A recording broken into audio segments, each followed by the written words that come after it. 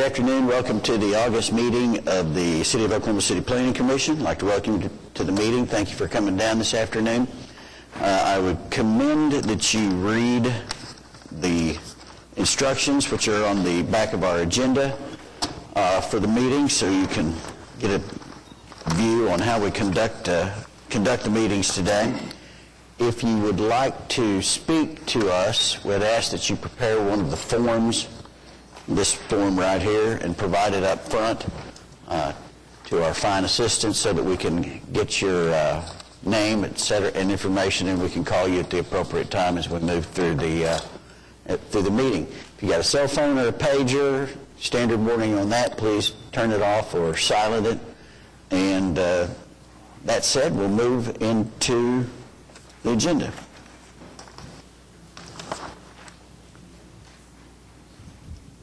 Did I leave anything out? Okay. First, approval of the minutes. Move approval. Second. Cast your vote. Motion and second to approve the minutes. Cast your votes. 1, 2, 3. Is that right? Yeah. Okay. Those are approved.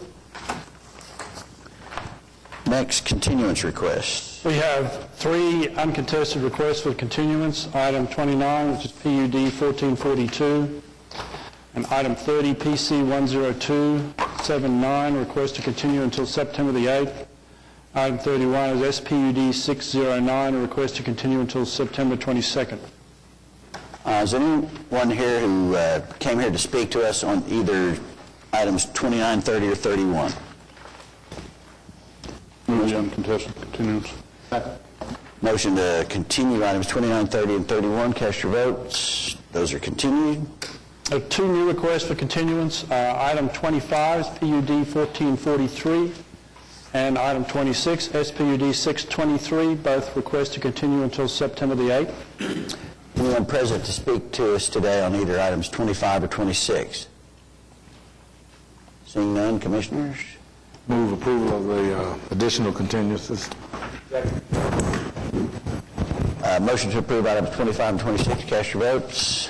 And those are approved.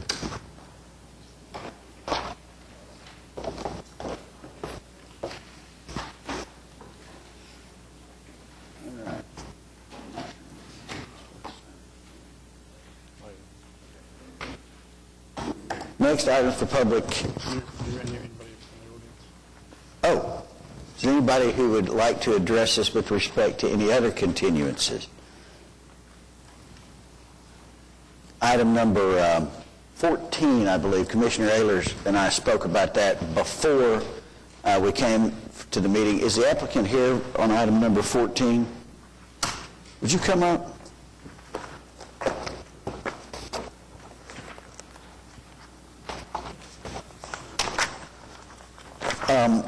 Have you had an opportunity to discuss this application with any of the neighbors? We did have at least one protest signed up, and I understand from Todd that there's been some others who have expressed concerns about this particular application. Have you had an opportunity to meet with any of them? No. Brian, are you present? I didn't. Do you want to put your application on, or would you consider continuing it to have an opportunity to meet with some of the neighbors and the residents around your proposed restaurant? I think we'd like to put it on now. We'd like. Okay. All right. Why don't you and Mr. Walters, if you could, have an opportunity to go outside to talk before the application comes on for hearing, and then we'll just hear it in its normal course, okay? Okay. All right. Thank you very much.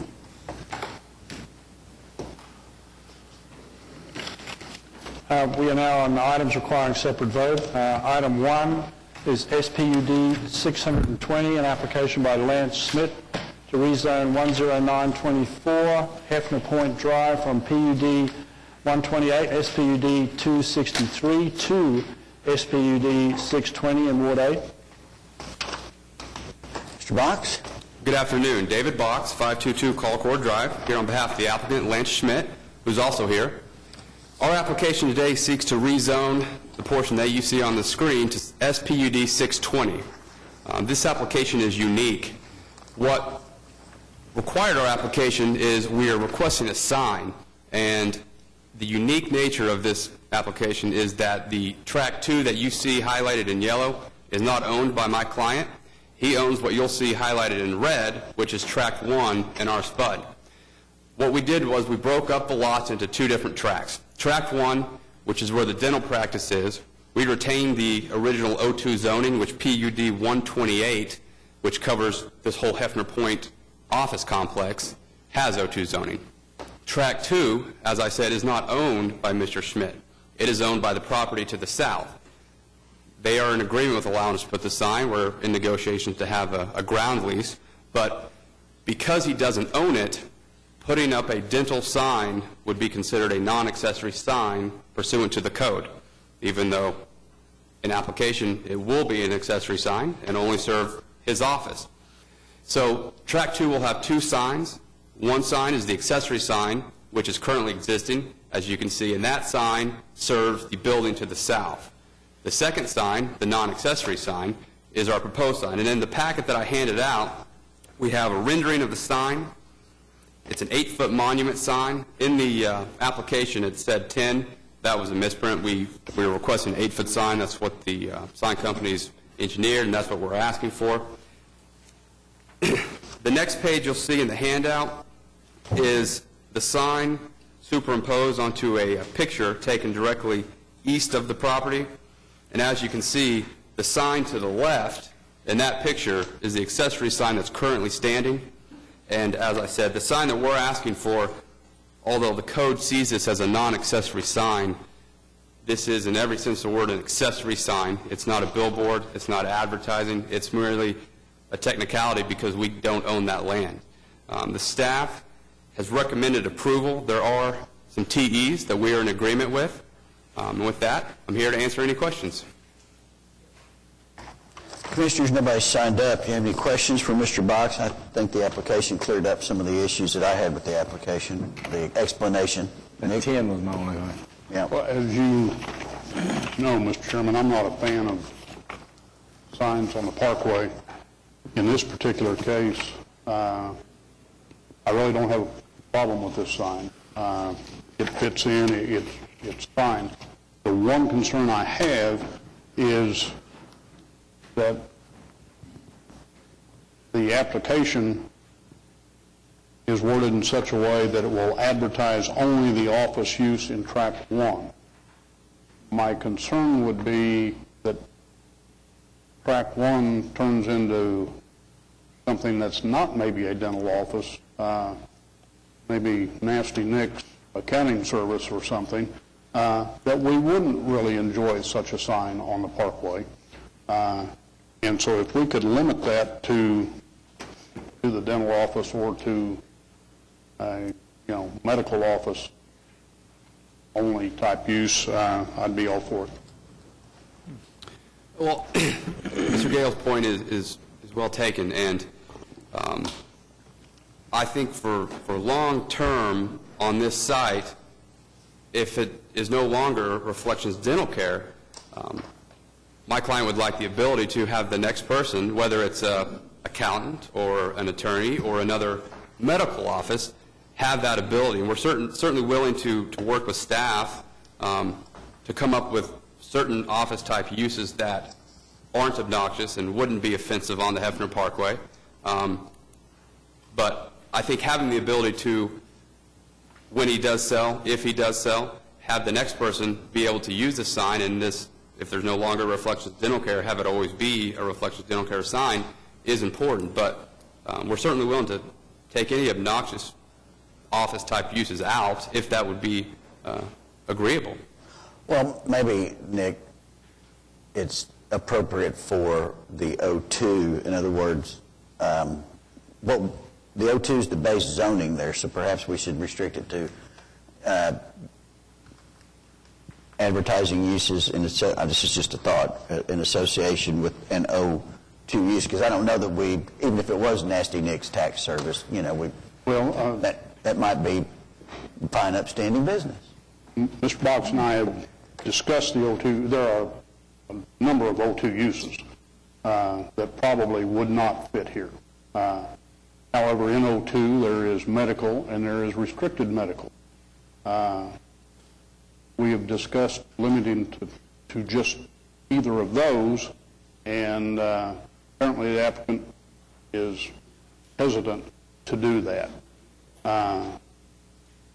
We're fine limiting it to those, to the medical, if that's what, Medical, medical to match the, okay. to match what's out there. Then I'm fine with it at that level.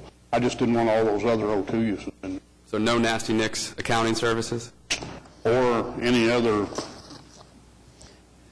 bad professions, Could be a such law as office. attorneys or No attorneys, okay. It could be a law. Honorable professions, Come on. deal. Okay, so would that be in addition to TE number 1 and, or a new TE limiting its use to those two use classifications, medical and limited medical? If it's easier, well, I guess we could just add it as a number, the fifth TE. 5th TE, I think that'd probably be better. yeah, I believe that's the way to do it. And to go a little farther on that, Mr. Chairman, this whole track right there, the Hefner Point, with the exception of the office building right there on the end, is pretty much dedicated Right. to medical. Right, I agree. So, I agree. Okay, so can we get a motion on that then? so moved. Second. So we're moved to approve adding TE5, restricting the sign usage to those two specified uses, JJ. I don't have the numbers on those, so. Okay. All right. Motion to approve item number 1 as conditioned and second. Cast your votes. That's approved. Did you want to comment? Okay. Got it. Thank you. Item 2 is PUD 1446, an application by Mercy Health Ministries to rezone 5401 West Memorial Road from PUD 1084 to PUD 1446 in Ward 8. Afternoon. Would you give us your name and address, please, sir? My name is Stephen Fox, 211 E Street, Northwest. I'm the engineer to speak for Mercy Centera on this PUD. Okay. There was an old PUD on the property and had a few little minor issues, so we, per the request of the planning department, we rewrote the PUD. We're all in agreement. We're in agreement with the staff report. All right. There is one correction that caused me some concern. I think that section 9.9 in the application, you're asking for 3 parking spaces per 1,000 square feet of office building. I read that and got a little confused about for 1,000. It didn't seem to make much sense, so perhaps I was the only one that was so confused. Okay. Have you read and reviewed the technical evaluations? Yes, sir. Okay, so you're okay now with moving to the minimum provided under the code, or do you still asking for just 3 per 1,000 on the parking? I don't think I'm quite My clear. understanding, we're okay with what's written here. So, okay, so we want to do, you're okay with what's written, 5, which is more than what your application says. I just don't want to, I want to be sure everybody knows what they're getting. Yeah. The first TE means that you'll just comply with what the code requires for the parking requirement for a hospital. Are we complying? Are we complying now? On your site plan, I haven't calculated it, but I'm sure it's near what's required. We've shown an area down on the east end. We can obviously add some more. And we've shown those for a future expansion. Yeah, it's just the 3 per 1,000 was off of what a hospital would be required, so we just said, just meet the code is all you need to do on the parking. We're in agreement with that. Okay. There's a couple of other things, Mr. Chairman, that I think need a little clarification. We have a plan review process with SPUDs and PUDs. This circumvents that, and the reason it does is it says we've provided all the detailed plans here. And I'm good with that. There's a great deal of detail here. However, the detail in our staff report is such that I don't know how strong everyone else's eyes are.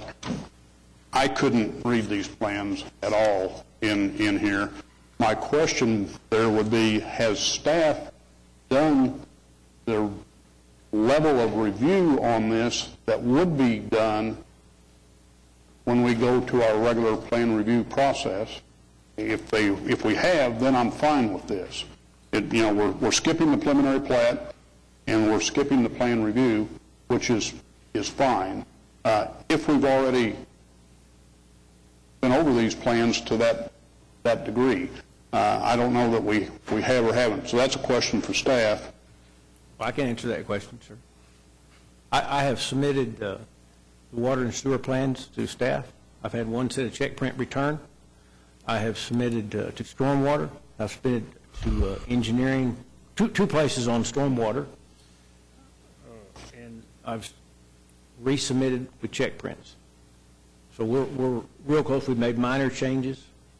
Well, we also have a requirement with our PUDs for the staff to go over the actual plans, the building materials, the appearance, how the landscaping fits in, and all of that.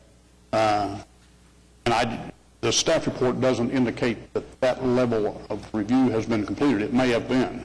JJ? Yeah, everything that would have been required to be submitted with a specific plan has been submitted with his application. Well, I could, without being able to read them in detail, I could see that. But I didn't know if we'd had our staff review to that level. Yeah. And we have. Okay, so I'm good with that. One last question. This is to be basically, although you have like 4 uses listed, medical restricted, medical general, administrative offices, and then high-impact institutional. This is basically a rehab hospital, single-use. Single-use inpatient. Yeah. Back in section 9.10.3, where we talk about non-accessory signs, there is a comment that says a sign that contains the name of any business and or multi-family development located on this PUD. Now, That's our just standard PUD language that's copied and pasted, so we'll make sure that comes out. okay, there's no plans for any type of multifamily living at all. Very good.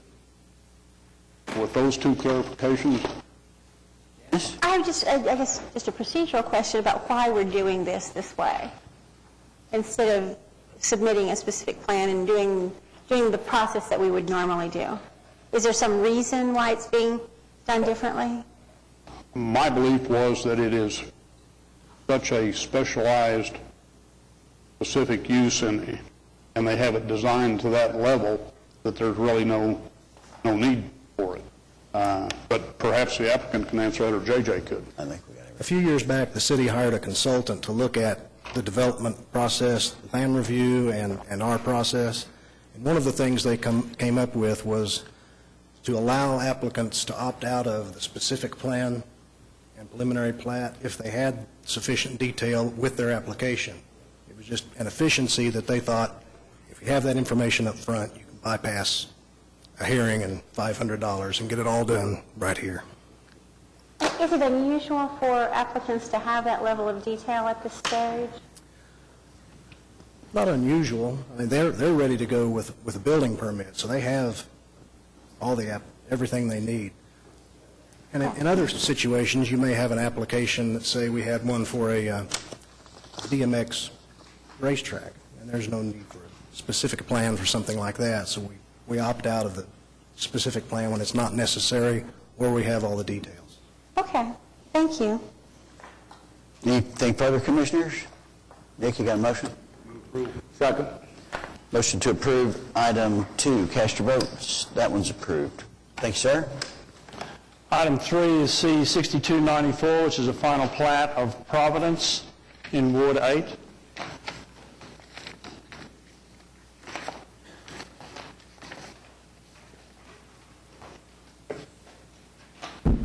Good afternoon, Mr. Chairman, Commissioners. Tim Johnson with Johnson & Associates, representing the applicant.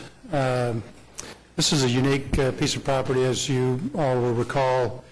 I've represented the developer to the south of this, and as we developed the Hidden Creek property as we developed north, we ran across this kind of a dead-end situation where there was no access from the north provided by the development to the north, and obviously we would be limited by our single access on 122nd Street.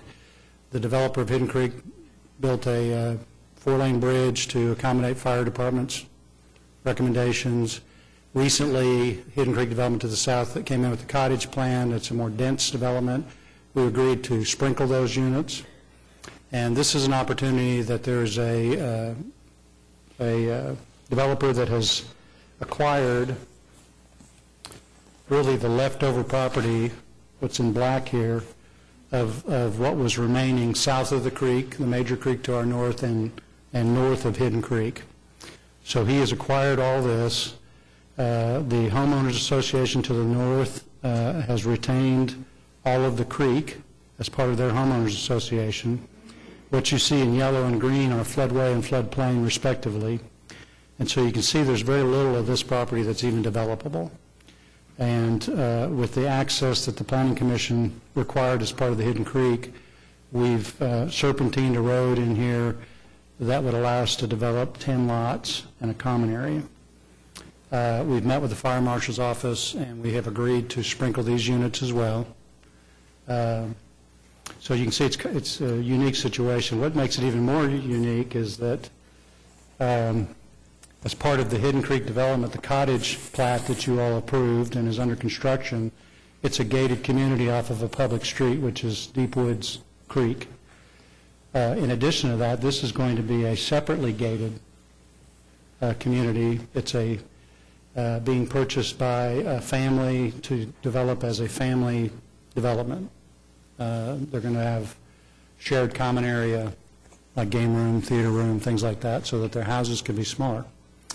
It's a unique concept, which I'm telling that to bring up a point that because it is gated within a gated and it's a very specific use, one thing that's not included in the TEs is our request to not be required to add sidewalks in here. Again, it's going to be a private street behind 2 sets of private gates. They would like to not have to have the burden of putting sidewalks and allow them to do more green space and trees. But with that, we have met with the staff with regard to the TEs. We had made many of the changes and submitted those to the staff. We also agree that we will be providing detention in this area due to the Martin Nature Park development downstream. We do have one variance, item number 3, and then the additional request that I just made with regard to the sidewalk request. We are, in lieu of sidewalks on both sides of the street, we are willing to submit, prior to this plat going to council, a pedestrian access plan, because they do intend to use the undeveloped property as part of their trail system, and they want to have access to the trees in the creek. But with that, I'd be happy to answer any questions. Mr. Johnson's correct. This is truly unique. The difficulty I'm having with this application is, if you all will recall the Hidden Creek development, it was a tremendous challenge. Numerous developers looked at it and couldn't make it work until Mr. Johnson came along and designed a bridge and allowed for the western part of Hidden Creek to be developed. That met the requirement for access, and there were a limited number of lots allowed there. And that it was designed for the maximum number of lots. This leftover parcel was on the wrong side of the creek for the developer for the housing addition on the other side of the creek. They approached the gentleman who developed Hidden Creek to buy it, and we said basically no, you're already at your maximum number of lots. So, yes, you can buy the land, but you can't develop it because you've maxed it out. So that deal didn't go through. Then Hidden Creek had a change of heart, and they wanted to increase their density even though they were at the maximum number of lots on the west side when they did the cottages. We agreed with that with the proviso that the houses be sprinkled. So, now we've compromised density once, and now we're coming back doing a 180-degree turn, saying, well, we'll take this little sliver of land now and come back and allow it to be serviced from this side. And the only concession I see is, oh, well, by the way, we're also going to sprinkle these houses, which is contrary to what we said before. So I want everybody to be aware of where we are when we grant this variance, if we do grant the variance. The land is there. If it's going to be developed, there's only two ways to develop it. This way, or a very expensive way, would be to try to build another bridge across that creek and service it from the other addition. I don't think there's enough lots out there Well, to that's economically. That won't happen. It can't happen from a matter of economics. So, the question is this the second level compromise? And I'm not necessarily opposed to it. I'm not real comfortable with it, though. Are we now at the end, though? Aren't we now at probably realistically the end of the Hidden Creek? I mean, Tim, I've been out there a lot. I don't know how we get anything else out there. This is the absolute end. Yeah, this would be the remaining piece of property that's outside the floodplain at an Right. elevation that could be developed. Okay, so this would be the last development out there we would expect, other than maybe if they came back and increased density along the way, but I don't see that happening the way it's falling out, the way it's actually being developed. One more question, Tim. There's a comment in here, wanting a letter about the drainage for Martin Nature provided Park. that. Can you be a little more specific? Because the nature park is literally, I guess you could say, bordering this on two sides. Can you be more specific on how you're going to protect that? The tributary that leaves this property, whatever doesn't go into the mainstream, there's a little tributary, see that little yellow line comes up in here. There's a little tributary right there. Our intent is to take the water off of the street and these lots and put it in a detention facility right here and empty it back into that tributary at a historic rate. And that's the best impact we can have. If we were to put it over here, we'd be bypassing developed water. So we're capturing it at the very last spot before it leaves our site to have the best impact. Martin Nature Park is right here And in that corner. park departments that are good with that? We drafted a letter and sent it to the city. We have not heard anything else. I've got one question. I may be confused. That Hidden Creek comes in and dead ends just to the north of 126th Street. Is that correct? That's correct, on Maiden Lane there, 128th Street. So the way to this subdivision is west on 126th, up Jasmine back to 127th or 128th into that addition? No, it's on Deep Woods Creek is the main collector street, and it's a 32-foot wide street, and as I mentioned, has a 4-lane bridge that crosses the creek. 128th Street will be a gated entrance with dual entrances and exits. And they would have to enter in off of 128th and Maiden Lane and go north. And the fire department's okay with that? Yes, we met with them about a week ago, and they were okay as long as we committed to providing fire prevention for the houses. And as a response to Mr. Gale's comment, I think you're exactly right. At the time we did the preliminary plat for this addition, before we came back and redid the density, we were right at 100 lots, which was the cap. When we came in and redid the density, we increased our density in that area, but at the time we talked to the fire marshal about that, they were okay leaving the standard single-family lots alone and only sprinkling those that are more dense and closer together, which was what we did. And so that, if you take those denser houses out, it leaves us at about 70-some-odd lots total. This adds 10 lots to that standard lot number, but we are, because of the length that is away from 122nd Street, we did agree that we would put fire suppression in the house for safety purposes.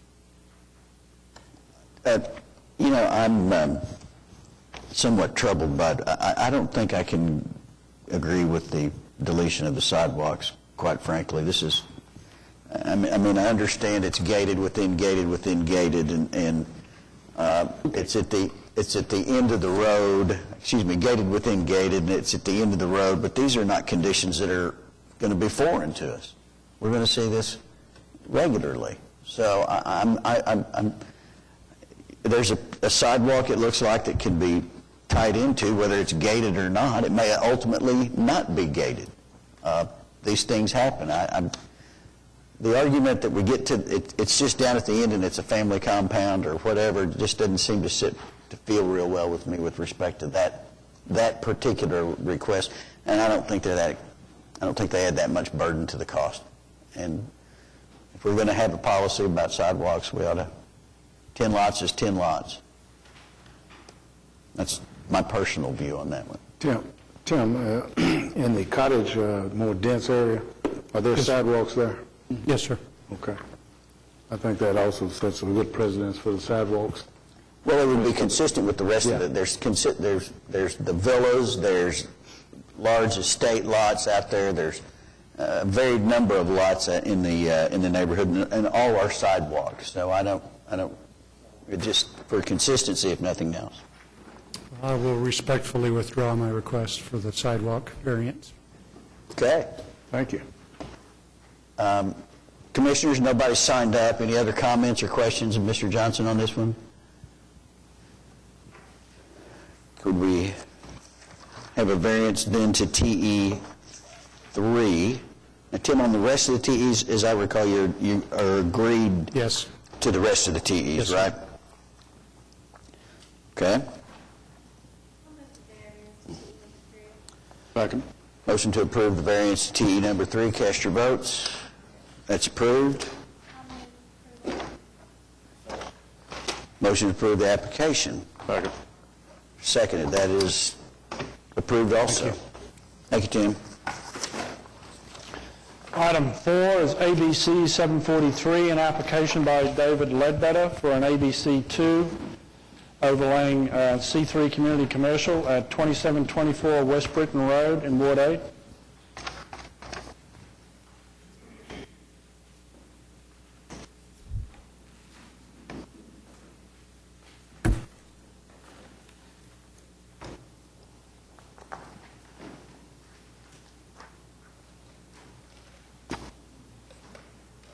Would you state your name, please, sir? Yes, Dave Ledbetter, 2315A North Hudson. I'm here representing owner Kurt Ritchie of the proposed Krusty Krab restaurant. Okay. You handed us some materials here.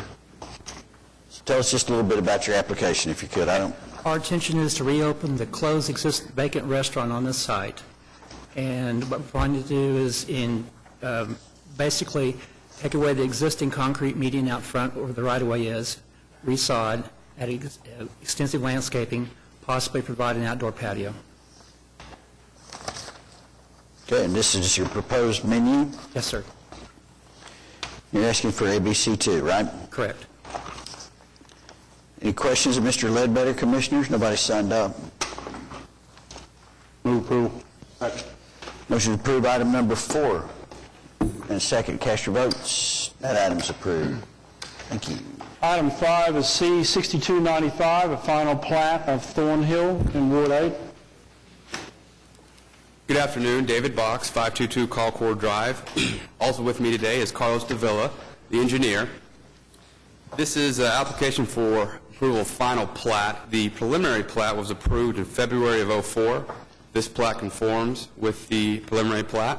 The staff has a few TEs that we are in agreement with, and with that, we ask for your approval.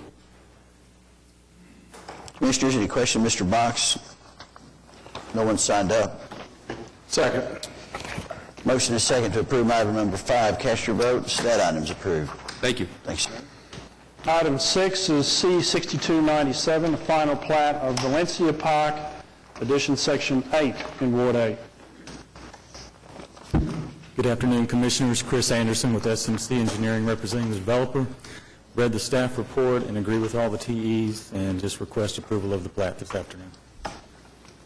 Chris, I understand that we've done the density, and TE4 can probably be deleted at this time because That's that what I has understand also. has been verified. Okay. So, Commissioners, I think we can delete TE4. And is there any citizens to be heard on item number 6? Nobody's signed up. Action? Move approval deleting TE4. Motion and a second to approve item 6, deleting TE4. Cast your votes. Buck didn't vote, so yeah. Okay, that item's, we got 5? Yeah, that is approved. I think that was it. Do we have enough? These are for the next one. Yeah. Okay. Item 7 is C-5677, which is an extension of the preliminary plat of the lakes at Traditions Edition in Ward 8.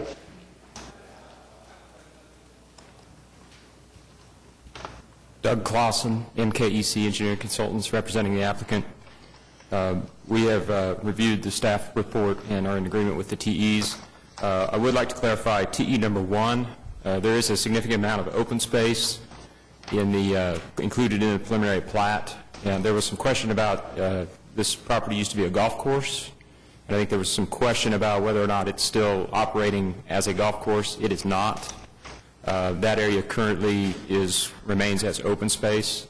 This property is under new ownership, and the developer may consider at some point in the future developing portions of that. Of course, you all would see that as it comes in.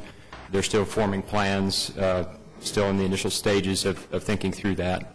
They will be providing the required open space and recreational amenities in the future. This is the old Traditions golf course, right? And that's what I thought. Commissioners, citizens to be heard on this? Nobody's signed up. Mr. Chairman, I have no problem extending this preliminary plat. However, are you aware of a letter that Public Works Department has written to your client about maintaining the drainage way along there on the east side of this property? And apparently that has not been maintained in accordance with the previous preliminary plat. And, you know, I'm not saying we can condition this extension on that, but there is a letter that needs to be addressed. I'm unaware of the letter, but I will research it. I believe the letter did not go out until earlier this week, so I'm not sure Okay. it would have found its way to you, but I'm making you aware of it. I can certainly visit with my client about If it. you'd follow up with him, I'd appreciate it. I will do so. Yep. Thank you. Move approval of the extension. Motion is second to approve item 7. Cast your vote. You're approved. Thanks, sir. Thank you. Item 8 is ABC 741, an application by Niels Zabrano for an ABC 2 overlaying C3 Community Commercial at 10948 North May Avenue in Ward 2. Would you state your name, please, sir? Neil Zambrano. And tell us a little bit about your application, could you? We tried to get the ABC for beer and liquor. I have the restaurant for a year, but I need to get a license for the beer. And we're at 110th and May? Yeah, it's right in the corner, Hefner May, northeast corner. It's a shopping center in there. Okay. It's already I mean, it's different restaurants around sells liquor before in there. All right. I don't think there's anybody to hear in protest or objection to this, Commissioners. I'll move approval. Second. Motion is second to approve item number 8. Cast your votes. That's approved. Thank you. Thank you very much. Item 9 is SPUD 616, an application by William L. Smith Family Limited Partnership to rezone 3724 West Park Place from SPUD 414 to SPUD 616 in Ward 3. State your name, please, sir. My name is Ken Smith. I'm with Smith Farm and Garden, and we're here to request permission to make improvements to the property that we own at the corner of West Park Place and North Quapaw. We have Smith Farm and Garden, a retail store, and we have, which is located on 10th Street, and property in question that we're talking about is directly north of us. At our location, we have our retail store on the west side of the property, and on the east side of the property is our service center with a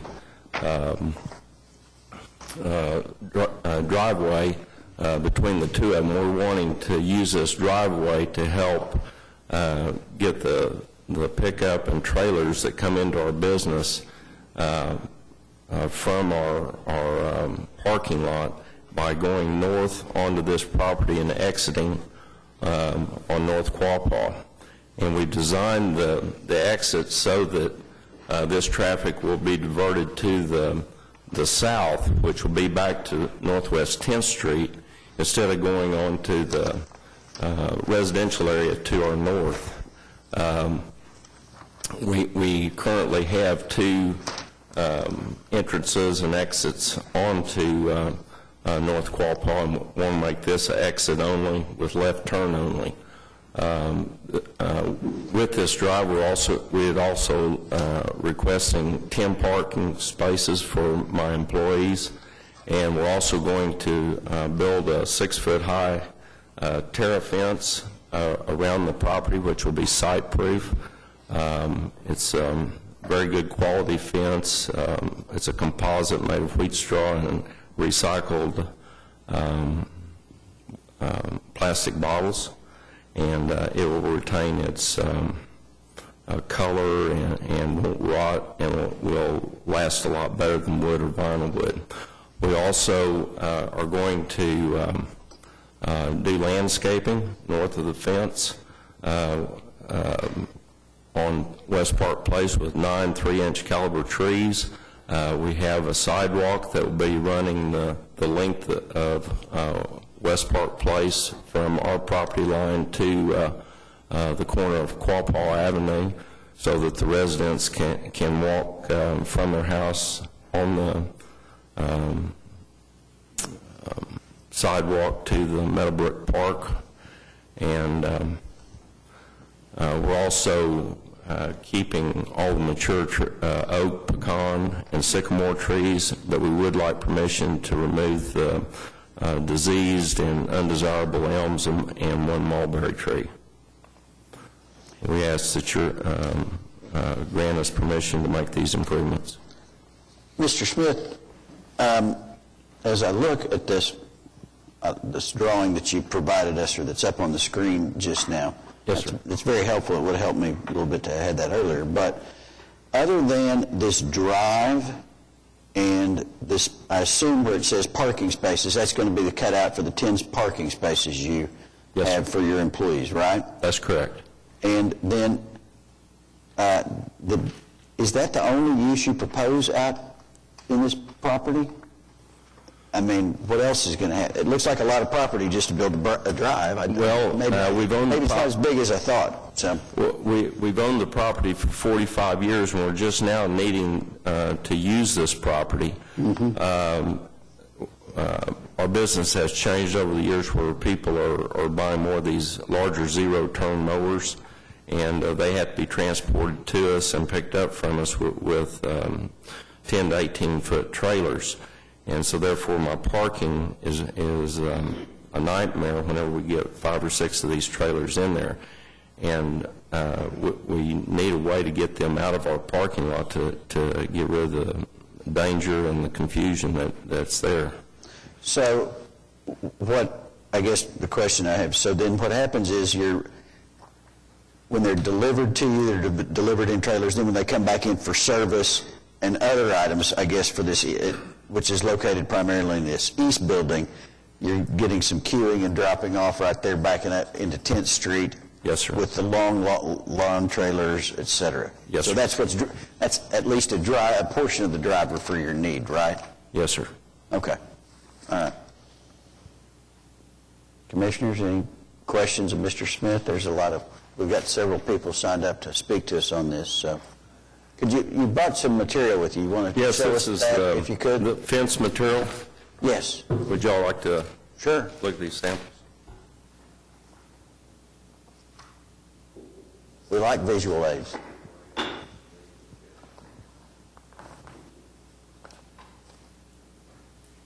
And that's made of what? Recycled bottles? Wheat straw and recycled plastic bottles. Okay. All right, any other questions of Mr. Smith, Commissioners, before we get to the protesters? All right. Looks like there's several folks signed up to speak to us on this today. I would ask if, actually there's only one. Okay. Mr. Wayne Scott. Would you come up, please, sir?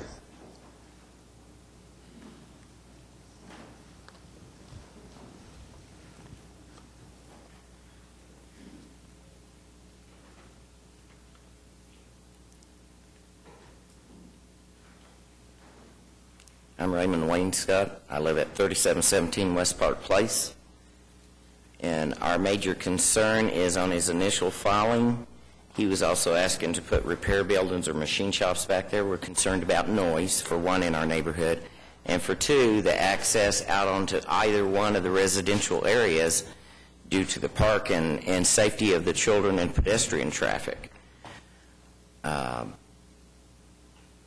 I don't really see any way that he's going to be able to stop from what he has there. Now, maybe I'm not looking at it right. His people with trailers and stuff from banking way over and swinging, heading north into the addition, the way he has it designed. Just, Mr. Smith. Yes, sir. You're not building any structures on this property, right? Not at this time, no. Okay. In our request, it does include buildings, but we have no plans for that at this time. Where would the buildings be oriented, given the diagram that you've showed us here? I can't figure out where they might be. We don't have any plans for any buildings. Okay. Since we were going through this process, we thought we would go ahead and include that in the SPUD. Okay. Mr. Wayne Scott, did you have anything else? No. Have you seen the landscape plan and the fencing? Because that was raised as... Yes, I see he has it there, and I'm still concerned with the fencing actually getting done. And, you know, y'all told me that if he didn't, he'd get fined. Hopefully it will be a fine that will be for each day out of compliance and not a one-time fine, which would cost him less than possibly the fence. I don't know how that works. JJ, when does fencing have to be erected? Because I know we've conditioned approval sometimes on fencing starting at... I mean, it may be difficult in this particular circumstance to fence at all, but I think... All the improvements would have to be done at once if he begins using the property as he intends. Okay. All right. Commissioners, any questions, any additional questions of Mr. Wayne Scott? Or of Mr. Smith? Are there any other citizens who'd like to speak to us on item number...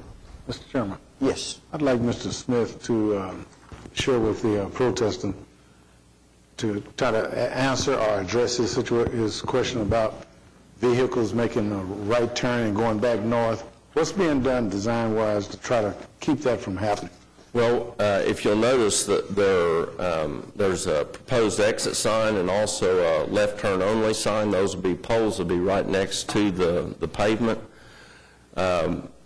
This area is not meant for cars or just single pickups to go up through there. The reason we're doing it is to get 18, 20-foot trailers out of our parking lot back onto Northwest 10th Street.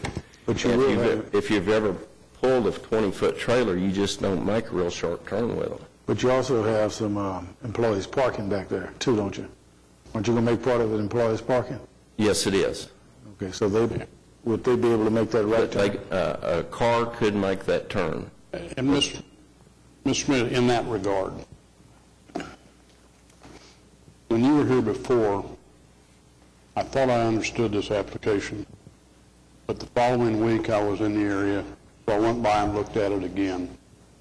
And I was parked on the west side of your property out on Quapaw. There was a red pickup parked between the buildings, which was obviously one of your employees. That pickup came roaring up that chute, went around your barricade, came out to the west on Quapaw, made a quick right turn to go north, right where I'm parked, and almost ran over me. And then I could understand what these people were talking about going back to the neighborhood. It was absolutely, totally contrary to what you had told us in the hearing the previous Thursday. I went back around to your store, and I went in and I asked the lady at the counter if that was one of your employees, and everybody played dumb. It obviously was one of your employees. No one else would know to do it, or nor would anyone else come into your store park where it was parked to begin with. I understand your comment on the trailers. Yeah, I can't make the bend if you angle it. I can't make the bend pulling a 16 or a 20-foot trailer. But that red pickup sure can. Well, I do apologize for that. I was not sure who witnessed that incident. I have 40 employees in 2 states at 3 different retail locations, and it is my hope that each of them do like what I would like for them to do 100% of the time. My son had a meeting that morning telling everybody not to go up there. This individual decided evidently that he would, and all I can do is apologize for my employees. Well, my point is, I think there's some validity to what the neighbors expressed to us before, because I saw it, I witnessed it. And that really doesn't speak well for your application unless you can, and like Commissioner Williams pointed out, somehow enforce that or make it even more difficult to turn back to the right. And that's They have those little that's kind of traffic flow. Yeah, that's what kind of problem I'm having with the diagram. It's showing something, but we don't know what this really is. I'd like to really see a detail of what you're talking about in that little curve out, or maybe it may be severe, or we don't have dimensions. We don't. It's just like a schematic. So we don't know what that radius is or anything. I'd like to see a detail of that so we can be more assuring to the neighbors that it is really addressing that situation of making that turn back. It may have to even be more severe. I don't. Conley Paving is one who designed this, and they assured me that it would do what I was asking them to do. As far as my employees turning to the north, I will. Yeah, but Conley is assuring you, but it's not assuring us. That's all we have. Okay. And I'd really like to see the detailed drawing of what that would be like. What's the radius? Because I can't tell by this. Okay. And I think additionally there are those, I don't know what they're called. All the engineer guys know. Those balusters that you put up? Well, yeah, that you could put up that actually prohibit you. You have to climb over a curb to make that right-hand turn. Could we continue this? Would you be willing to continue this till we get an actual detailed drawing so we can kind of make sure that what we're approving is what we're going to get? Yes, continue this? I'm not an expert on driveways or anything. I was assured that by Mr. Conley that this would take care of it, but whatever needs to be done, we can do. Well, it may, but we don't have anything, this is just not a document that can really articulate that it's really taking care of it. And I think we need to see it, being able to articulate that it's really taking care of the concerns, or at least trying to address the issues that the neighbors have. And just so we're clear, I would like to make sure he understands what it is we want him to bring back, because I'm not sure I understand. What is it that he can provide us that will assure us that no one's going to turn right?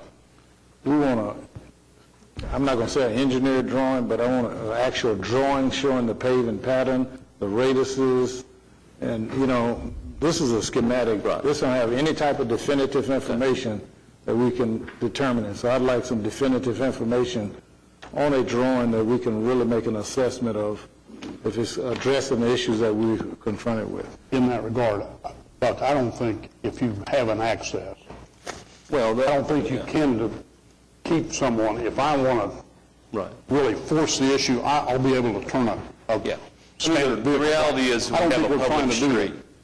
it. This is an improvement. I don't think anybody's going to say what Mr. Smith is doing here is not an improvement to the property. Right.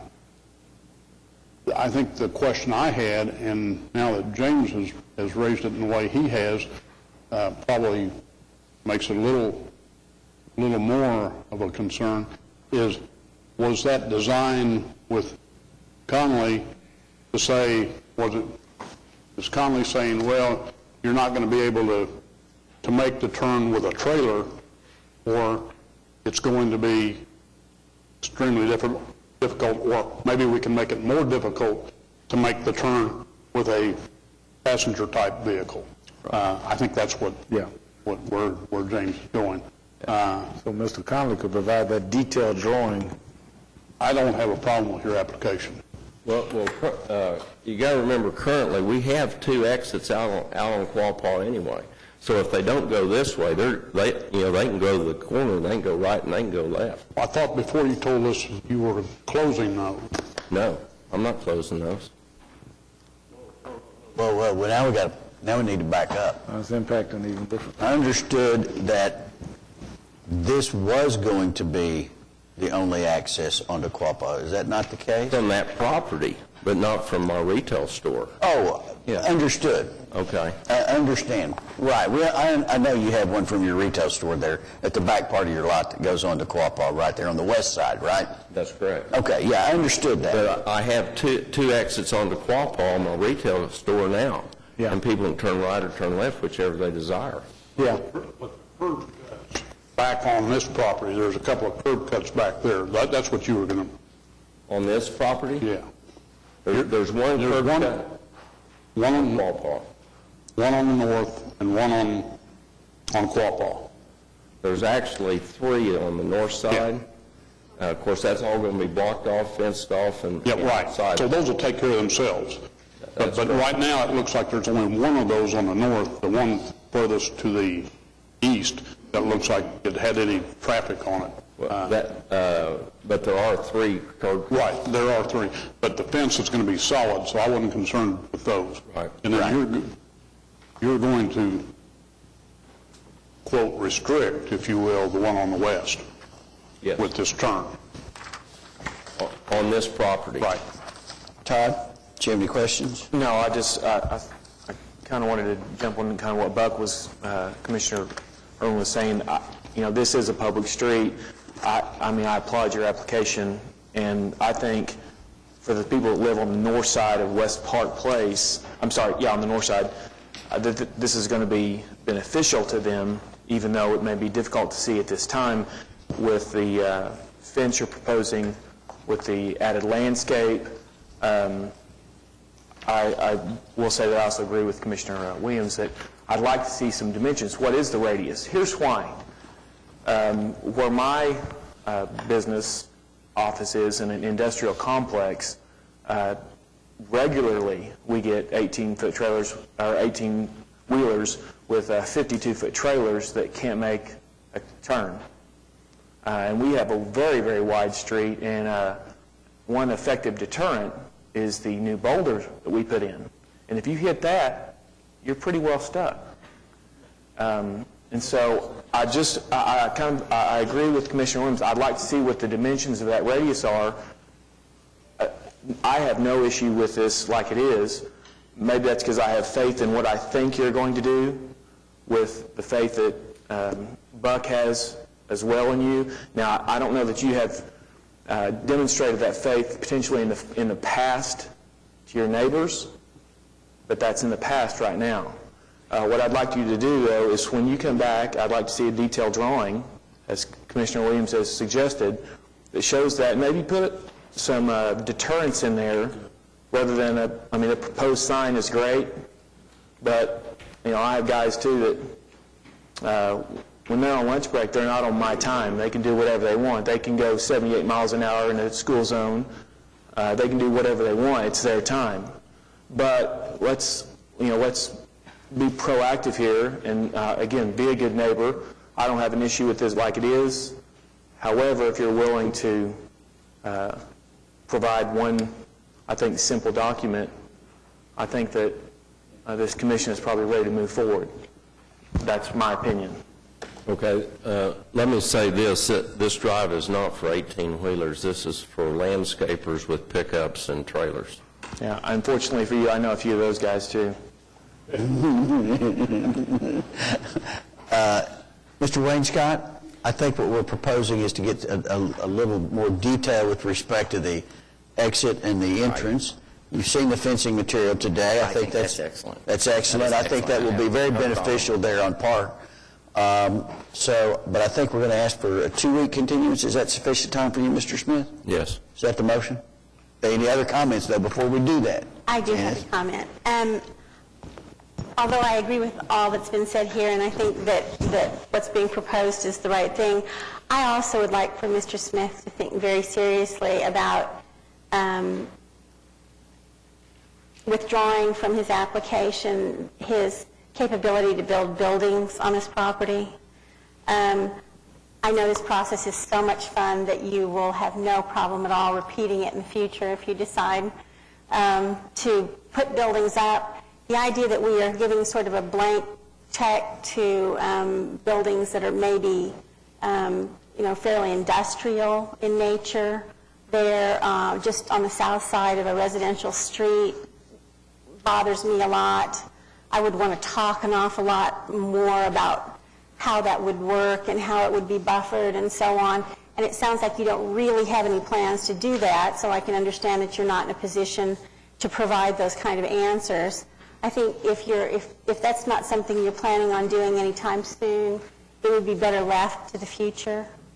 And during which time maybe your relationship with your neighbors will have improved, and that process will go a little easier than this one has. Okay. First of all, after the last meeting, I took the time and went to every one of the residences that were signed the protest letter of what I was getting ready to do. I talked to at least one person in each of those households, except for the Heath household that's gone vacant. I couldn't find the owner. Secondly, as far as the building goes, it is my understanding in the SPUD that's being proposed, it tells that the building has to face 10th Street, that it can only be associated with the operation on 10th Street. I thought all this was part of the whole plan. Didn't you say you don't really have plans to proceed with that anytime in the near future? No. No, you didn't say that, or? Do what? No, you didn't say that? No, we don't have plans to build a building, but it's such a process to come back in. I think the concern is that typically when someone comes to us with a plan and it includes a building or structure, okay, we know what that's going to look like, we know what's going to happen there, we know kind of the whole plan, you see.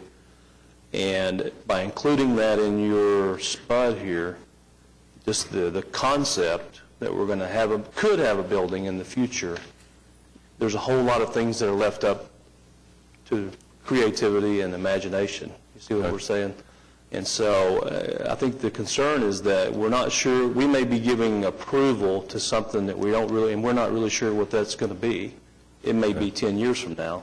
Okay. And you don't even know what it would be. So that's the concern I think the commissioner is talking about, is if we pull that out of there, it alleviates the concern that something could eventually be developed there that we might not like, or that may not really be appropriate in the future. Does that make sense? Yes. Okay. Okay, Mr. Wainscott, Commissioners, can we get a motion on this? Make a motion that we continue this item for 2 weeks, as stated.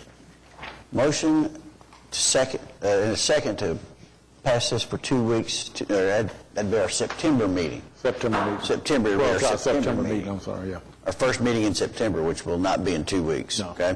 We only have one meeting in August. What date is that? The 9th, 8th, the 8th. Okay? All right, cast your votes. And that's continued. Thank you, sir. Thank you, Mr. Wainscott.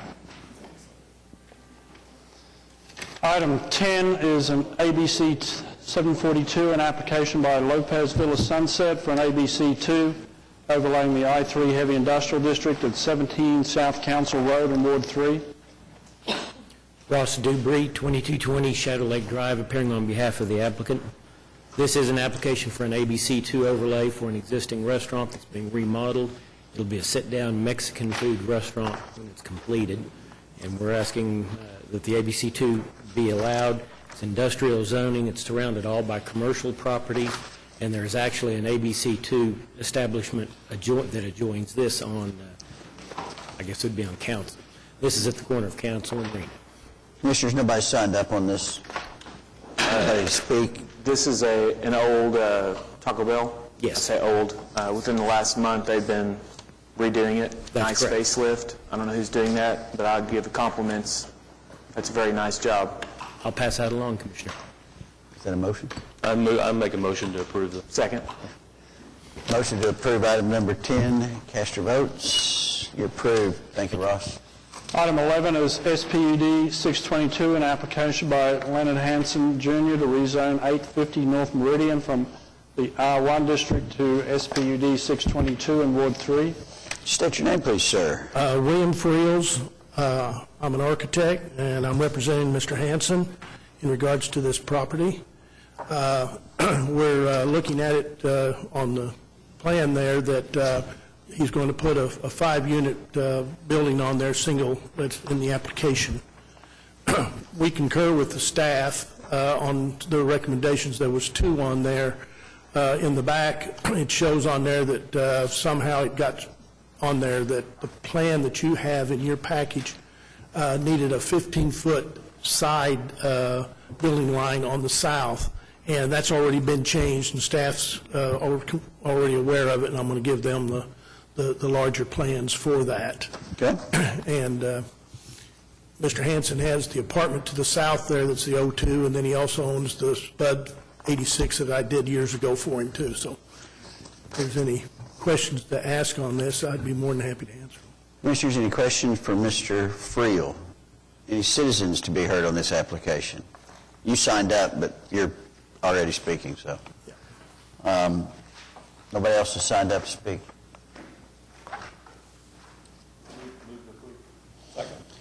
Motion is second to approve item number 11. Cast your votes, please. You're approved. Thank you, sir. Thank you very much. Item 12 is C5812, an extension of the preliminary plat of 44th Street Business Park Addition in Ward 3. Mr. Clausen. Doug Clausen, MKEC Engineering Consultants, representing the applicant. I'd be glad to answer any questions you might have. Otherwise, I think the request is straightforward. Commissioners? Questions? Comments? Motion? Motion to approve. Motion is second to approve item 12. Cast your votes. That's approved. Thank you, sir. Item 13 is ED 197, an application by 2D's Venture to dedicate a street and utility easement for Rennie Road in Ward 4.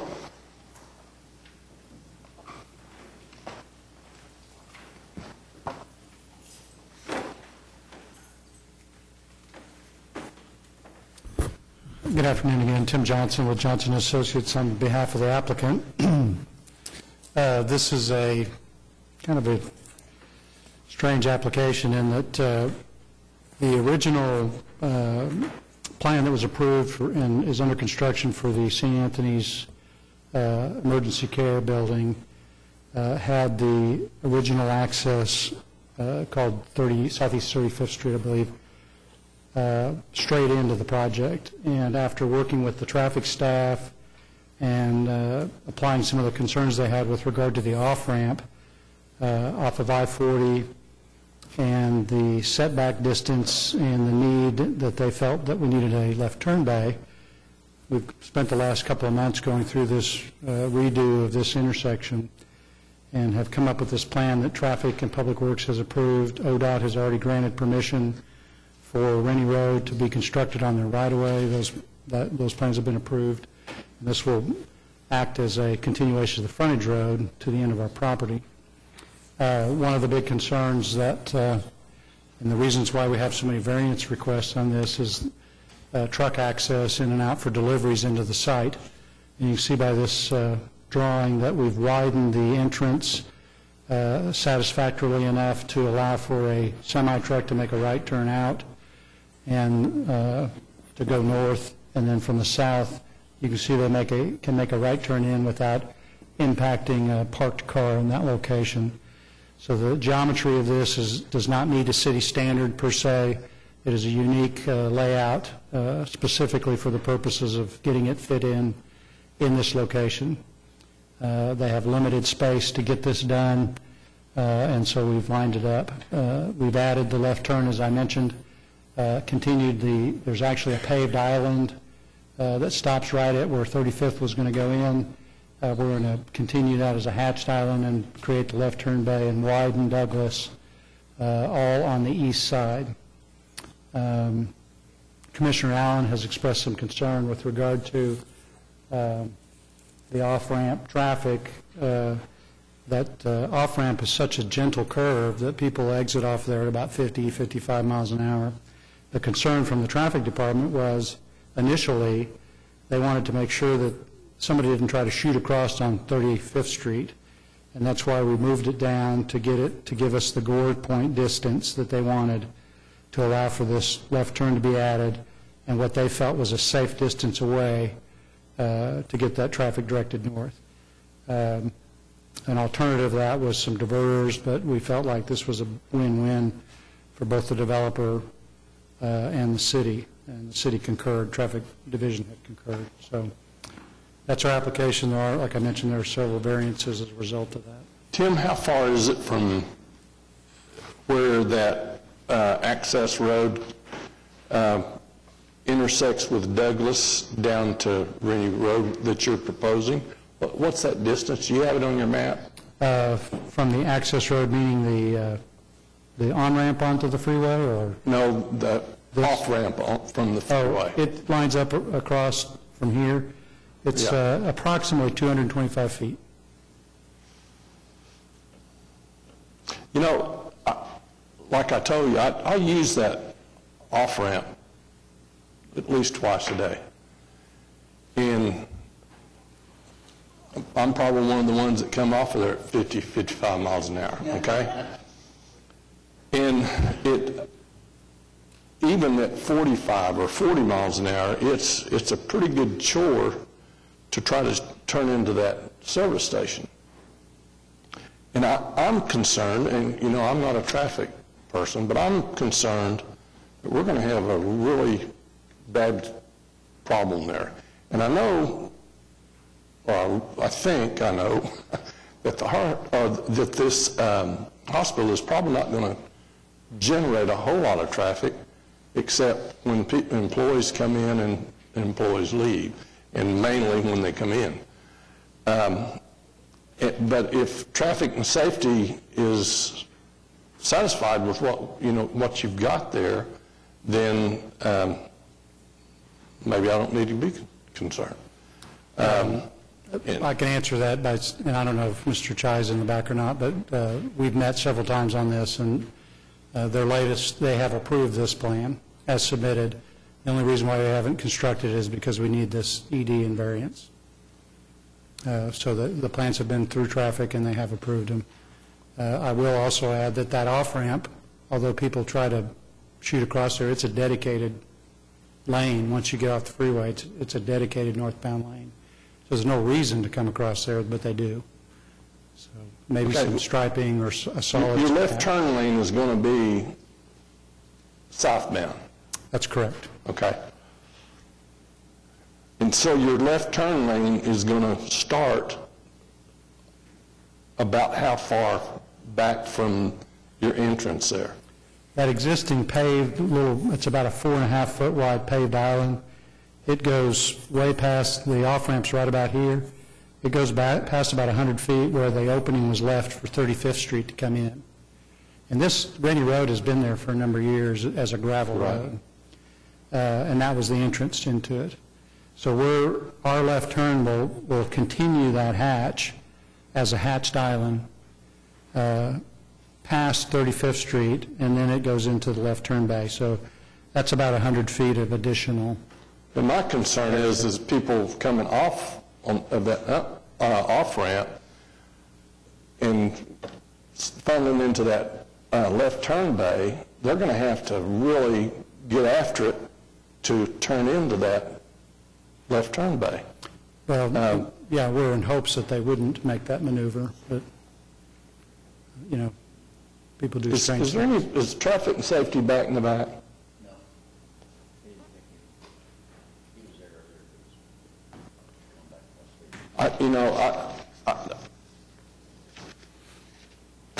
What if we have a problem, Tim? Is there some way we could? I'm just afraid that we're going to have a problem there, and like I say, I'm not a traffic and safety guy, but I think the only way I can answer that on behalf of our client is the fact that we've modified our plan to meet the traffic's recommendations and to give us the extended gore point, distance away from the gore point before that entrance was allowed into the development. well, if they're comfortable with it, I'm going to, is there any protesters? Okay, I'll recommend approval. We have variances. We have two variances, Jimmy, to TEs 3 and 4. Tim, let me ask one question on the Before we go ahead. on TE 3. Yes, sir. You gave us a very detailed explanation of that, but let me see if I can pull it down just a little bit.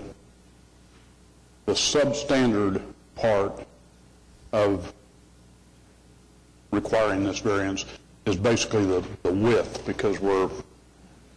It's actually the radius. Well, or the radius. Right. The because of subdivision regulations has a minimum radius requirement, and because of our narrow width, we can't make that, so we widen the You've pavement. mitigated that by blowing it out at the bottom.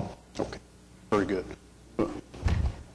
But again, it's a design thing rather than a material thing. We're not building a substandard street. No, it's not substandard. Very good. And, you know, the standard vehicle won't have a problem at all. We were concerned about the trucks' movements. And right. But that's why we widened it. That's correct. I will make one last comment on 5. I apologize. The comment about this should be labeled as East I-40 Service Road, we don't have a problem with that, but I don't know, Rennie Road is on the maps already, so I don't know what process would have to take place to change that. But we do. The applicant does not have a problem with that. Well, so should it be like to the extent that you're able to do so? Yeah, I don't know what process we'd go through to get that changed. Okay. I'll move the variance on TE3. Second. Motion is second to approve the variance to TE3. Cast your votes. That's approved. Move the variance on TE4. Second. Motion is second to approve variance to TE4. Cast your votes. Then move the application. Approval of the application. TE5, streets should have been identified to the extent that you're able to make that change. Okay. Motion and a second to approve the application. Thank As you. conditioned. Thank you. Item 14 is ABC 740, an application by Pappy's Enterprises for an ABC 2 overlaying C3 Community Commercial at 1013 Southwest 89th Street, Suites A to C in Ward 5. State your name. State your name, please, sir. Cliff Childs, And your address, please? 303 Kingsbury in Norman, and the address of the building is 1013 West 89th Street. Okay, tell us about your application, sir. I'm applying for, I'm applying for a restaurant to have a ABC2 overlay. We didn't hear about anyone having any problem with it until today, so I guess we're asking for a continuance of 2 weeks so that I can alleviate the concerns of my neighbors, that I didn't know we had any concerns until this meeting. Okay, so you'd like to continue it for 2 weeks? 2 weeks so I can... Actually, let me rephrase that, sir. It'll be until the first meeting we have in September, which would be September the 8th. The 8th, all right. Is that agreeable with you? That'd be agreeable, and that way maybe I can meet with my neighbors that had the concerns, because we didn't have any idea there was any problem. Well, that's what I understand from Commissioner Ehlers, too, that some of those were voiced late today. Just before you go, is this a rendering of what your building is going to look like, this one picture I have here? It says Bills on it? Yes, that's what it's going to look like. There's going to be one difference is we decided that on the windows there where it looks kind of like garage doors, we're going to just go with tinted windows. That's the only difference, but it'll be about like that. Okay, looks like a pretty nice establishment. All right. Mr. Walters, you've heard the applicant. I guess you two have spoken, and so that's agreeable with you? All right. Move the continuance to the first meeting in September. Motion to continue item 14 in a second. First meeting in September. Cast your votes. You're continued. Thank you, sir. I appreciate that. Thank you. Item 15 is C-6296, which is the final plat of the Morningstar Office Complex in Ward 5. Good afternoon. Phil Hagan with Craft & Toll Associates, representing the applicant. What we have here is a three-lot professional office plat. It is a minor subdivision, so we do have 10 TEs, but it's essentially the preliminary TEs and the final TEs. We are agreeable with all the TEs. There will be each lot will be accessed off of a common access, which we're going to create a reciprocal access agreement and have it on the plat, filed on the plat and shown before it goes to council. I'd be happy to answer any questions you might have. So the access, Phil, is, now I understand, I didn't when I first looked at the staff report, will come on the east side of the building that is existing, right? That is correct. And you'll come down that east side off of 89th, so if there's no additional access onto 89th, then everybody will just take access off of that drive into these however many lots you got there. That is correct. There'll be one access point on 89th. Okay. All right, I think I understand it a little better now. And we do have one variance request, and that is because the sewer line's already on the property, and to get sewer to one of the lots, we're going to have to use a private service, and so that requires a variance. Yeah, but that variance is because you're using a common line. You're hooking into Correct. sewer line. Which is typical for this type of development. But you're just bringing your 3 to 1. Correct. Now, you do have a variance to 4, too, Phil, about your private access easement, et cetera. Okay, yeah. By the way, you have 2 variances. All right. Phil, are these going to be the proposed buildings at some point? Are they going to be similar to what is already in place? That is what is contemplated, yeah, 4 similar buildings, yes. Okay, with the brick and rock and... Yes. Commissioners, nobody signed up. Is anybody present to speak to us on item number 15? Got 2 variances to TEs 3 and 4. Move variance to TE 3. Second. Motion to second approve the variance to TE 3. Cast your votes. That's approved. Move the variance to TE 4. Second. Motion to second approve the variance to TE 4. Cast your votes. That's approved. And I'll move the application. Second. Motion to second approve the application. Cast your votes. That is approved. Thank you, Phil. Thank you. Item 16 is CE 807, which is an application by Midtown 1117 Robinson LLC, Harvey Parking LLC, 10th and Robinson Investments LLC, and 215 Northwest 10th LLC to close a portion of West Park Place in Ward 7. Good afternoon. David Box, 522 Colcord Drive, here on behalf of the applicant. Also with me is Chris Fleming, the applicant, and Brian Fitzsimmons, who's the architect. on this project. What we're seeking today is to close a portion of West Park Place. The street is narrow, it's 12 feet wide, it's in disrepair.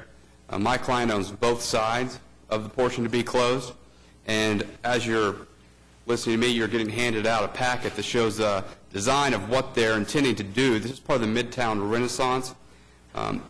The street will become a pedestrian corridor or a patio.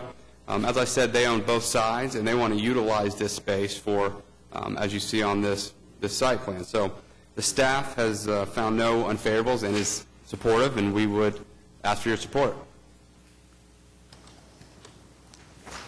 Commissioners, any questions of Mr. Box? This is a feature that you see in New York, other large cities, significantly the use of these pedestrian corridors. It does encourage use of open space. It's kind of cool. I move approval of the application. Motion is second to approve item number 16. Cast your votes. That's approved. Thank you, Mr. Box. Item number 17 is CE 808, an application by Prime Financial to close a portion of a platted 20-foot alley in Block 5, Parker and Colcourt Edition, 1400 Northwest 3rd Street, Ward 6. Good afternoon. David Box, 522 Colcourt Drive, here on behalf of the applicant. Also with me today is James Murray. Our application is to close a portion of the alley that you see on the board. My client owns both sides of the alley, and this will clear up a pre-existing encroachment issue with the building. Staff, we were here previously to zone this, and now we're here to clear up the alley issue. Staff is supportive and found no unfavorables, and we ask for your support. Commissioners, nobody signed up to speak to us on this. Move approval of the application. Motion is second to approve the application. Cast your votes. You're approved. Thank you. Thank you, Mr. Box. Item 18 is PUD 1444, an application by Joshua's Organics to rezone 10015 North Lindsay Avenue from the R1 district to PUD 1444, Ward 7.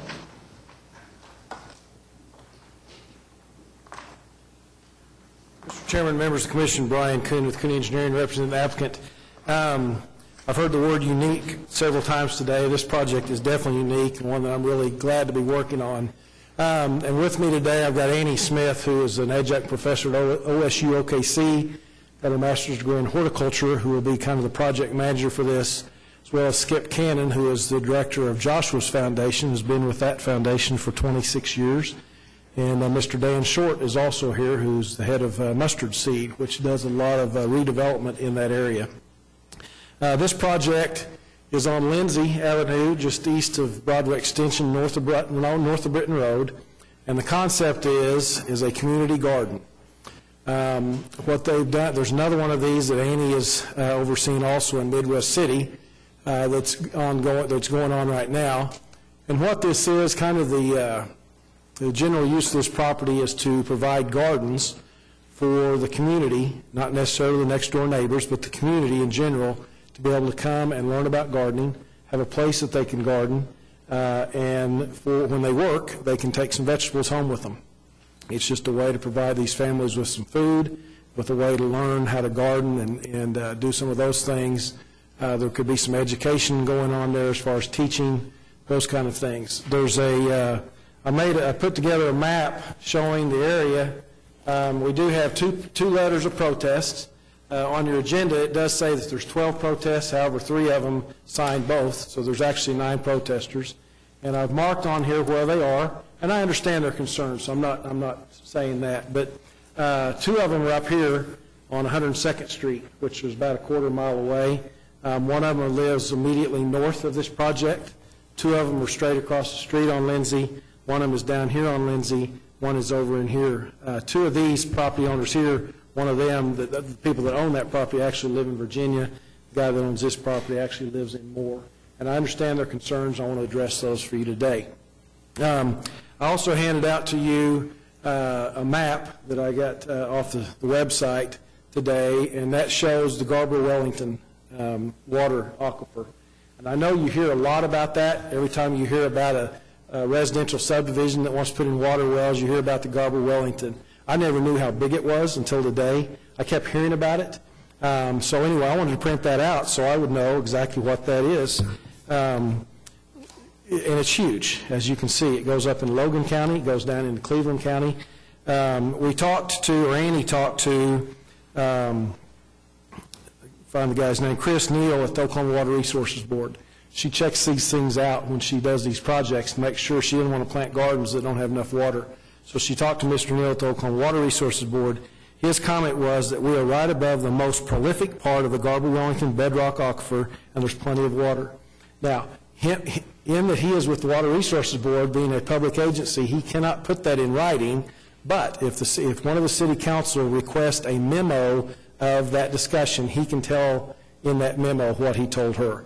He just can't support or can't be on one side or the other of the issue, but he can report the facts of what's out there. The wells that we would be drilling will be really deep. I would imagine that probably most of the homeowners around there have shallower wells, and a deep well into the Garber-Wellington can be sealed off where it does not tap into the higher zones.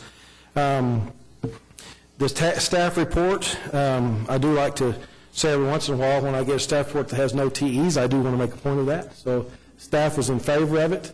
There are some, in the letters that you've read, there are some concerns about the C3 use. What we're going to be doing out there is having subscription with some local restaurants. If they would like vegetables, that we can sell vegetables to the local restaurants, or any restaurant. It doesn't have to be local, but restaurants.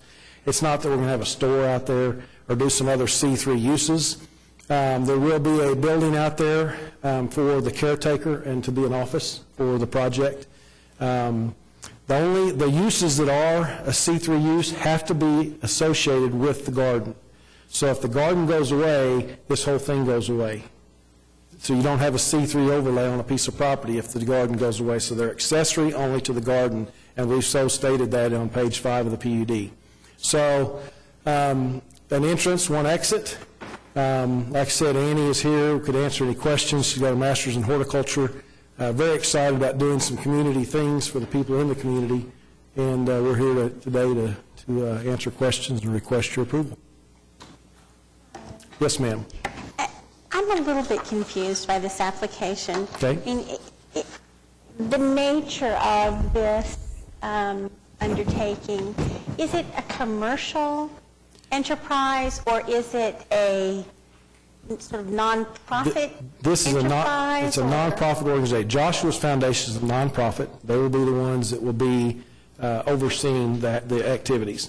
They do what Mr. Skip Cannon is here, the director of Joshua's Foundation. His description of their organization, they help families in transition. And that could mean they're out of a job at the time, a lot of things.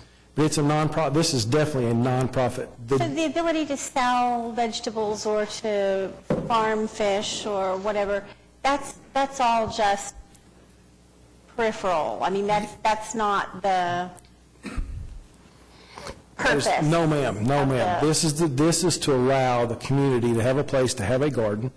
They can come and work for an hour and maybe take home a basket of vegetables with them. It could be a place where some of the school kids could come and learn about gardening. But it is not a commercial venture in any way. There's not going to be sales every day. There's not going to be semis coming in loading up vegetables every day from Davis and whatever that company is. This is a deal that at the end of the day, if they've got some vegetables left, they're going to sell them to local restaurants. Or they may some restaurant may want a dozen tomatoes every day or whatever, but they'll deliver them to them or the restaurant could come pick them up. But this is not in any way a commercial venture. This is a nonprofit. The gentleman that is donating the land is on the board of Joshua's Foundation. And I think some of you know Mr. Dan Short, who's involved with this group. I don't know if you know Skip. Like I said, he's been the director of this nonprofit for 26 years. So we're not trying to do a commercial venture. If this was a commercial thing, we'd be up on Britton Road. We'd be somewhere where we would be seen. There's no signage for, hey, come get, sale today. There's nothing like that at all. They just want to be able to, at the end of the day, be able to provide the vegetables commercially if they have them, fish or whatever. So it's more of an education. As you can see, this is nowhere set up like it would be a commercial venture. Very small parking area for neighbors to be able to come and work for an hour or work for 2 hours in the evenings or even during the day. There'll be whenever it's open, there'll be a caretaker there, someone on the property at all times when it's open.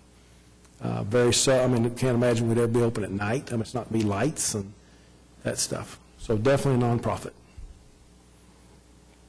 Thank you. Brian, there's reference in here to spectator sports, amphitheaters, outdoor storage. I'm thinking, what kind of outdoor storage do we need for a garden? Well, you've got probably, I would imagine you've got a lot of tomato cages and all sorts of different equipment that you need for a garden that you need outdoor storage. We're not putting up a barn. There'll be a pavilion that you could have a class come over from Britton Elementary, for example, to come and learn about gardening.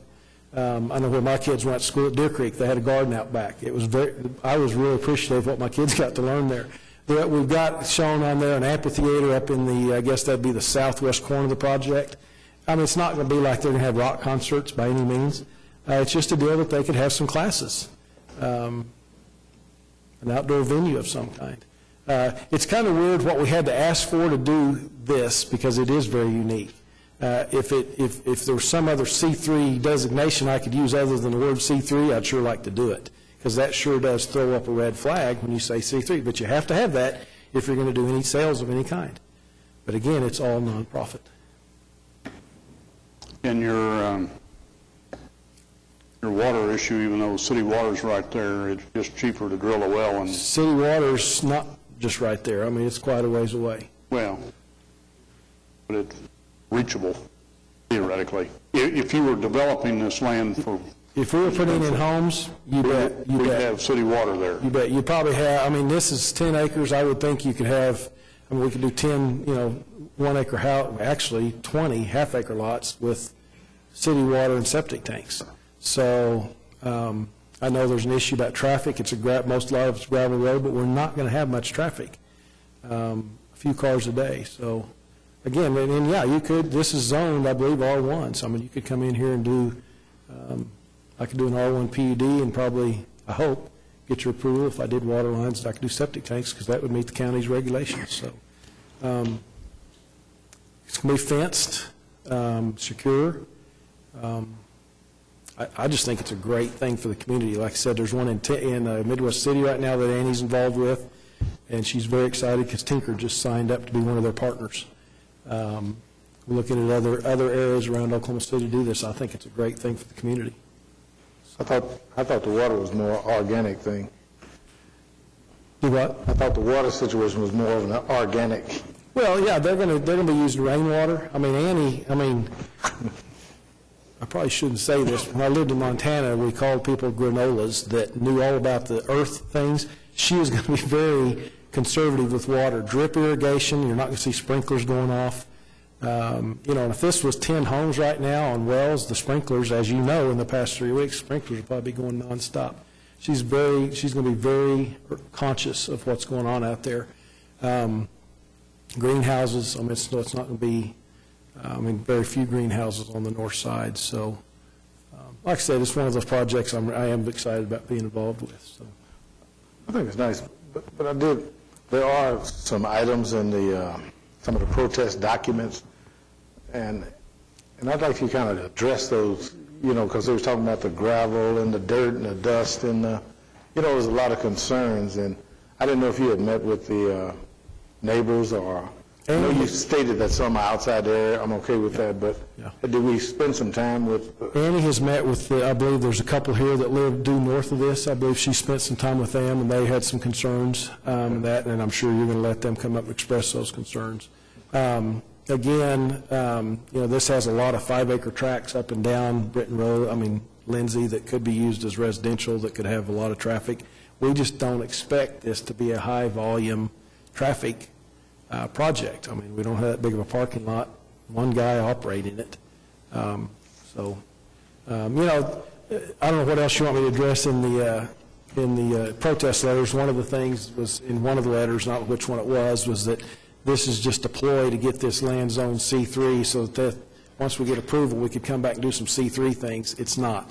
Those C3 uses are only, and it says on page 5, only associated with a community garden.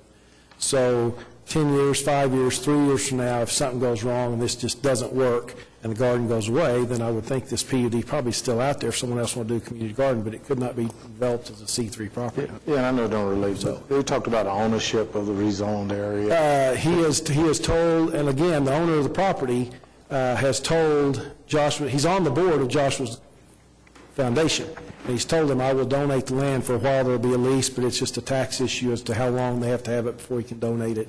So it's a tax, and I'm sure you understand that too. But he has committed to them that he will donate it to Joshua's foundation. There's no other use that we could use this for other than some single-family homes. That's not a commercial deal. It's almost almost a half a mile north of Britton Road, so it doesn't have a commercial use. It came in a package of land. He bought a lot of land in that area, and you've seen him at these meetings on some other zoning that I've done. This is just a piece of land it was just a piece of something that a group tried to put together one time. It's left. It talked about fire hydrants, it talked about chickens, how many chickens, it just talked about those items, so. There will be no fire hydrants. Again, there's only one building on the site. It'll be a building large enough for, one person to live in, or a small, I guess a guy could have a wife and some kids if he wanted to out there. But one building is it, greenhouses, so there's really not much fire need there.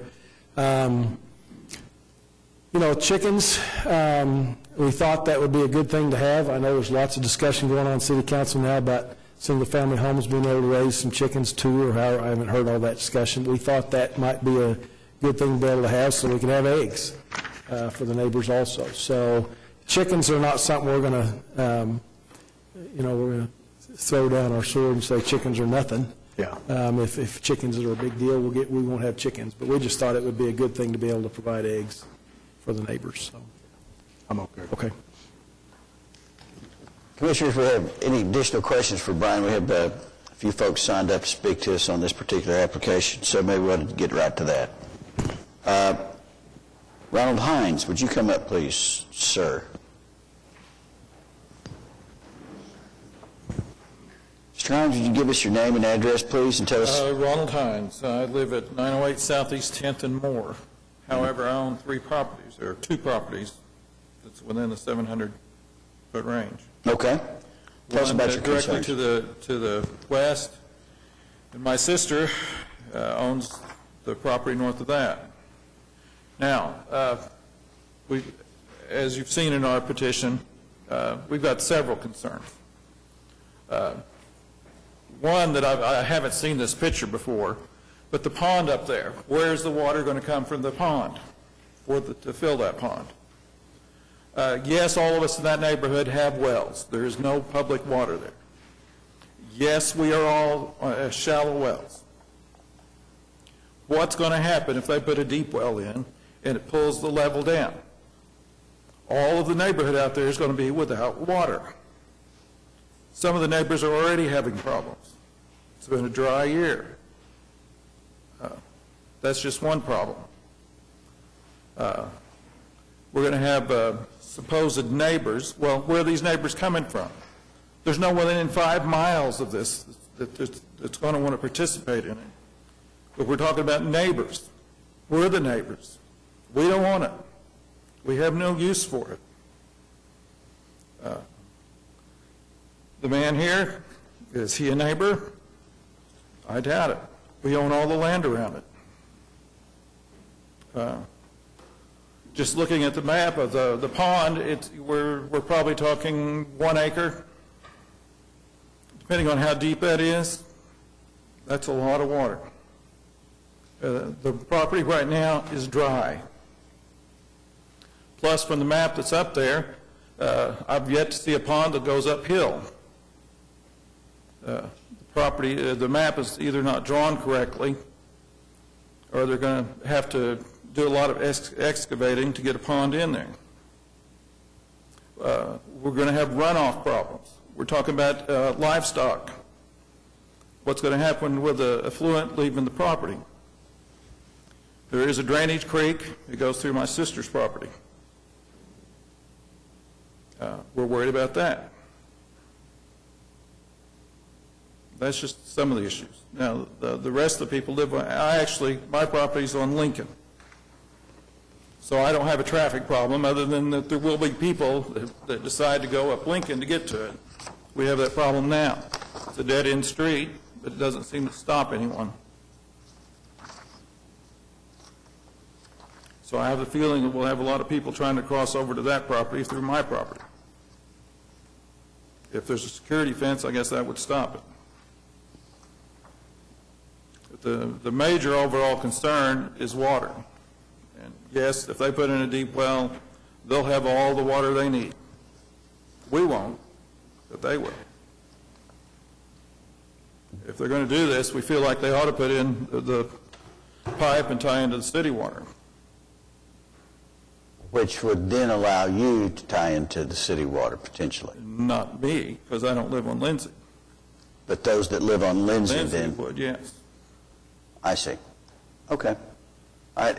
Anything else? Any questions for Mr. Hines? Yes, Mr. Hines, exactly is on this map, on the regular map, we have the name Lincoln Boulevard. Yes. What is your property zone right now, the property that you own? And my property, I believe, is agriculture. Is AA? One property, AA. Okay. Do you have, okay. So you're directly west. Is that right, Mr. Hines? Yes, I'm directly west. Okay. In the lower part. My sister owns the property. And the creek actually it goes right through this corner. It flows north, but it doesn't flow here. This is higher. This is lower. All this is uphill. You're not going to have a pond there. Not without excavating all that property. But you have agricultural property, that's agricultural property. My property is zoned agriculture now, yes. Okay, thank you. What use is being made?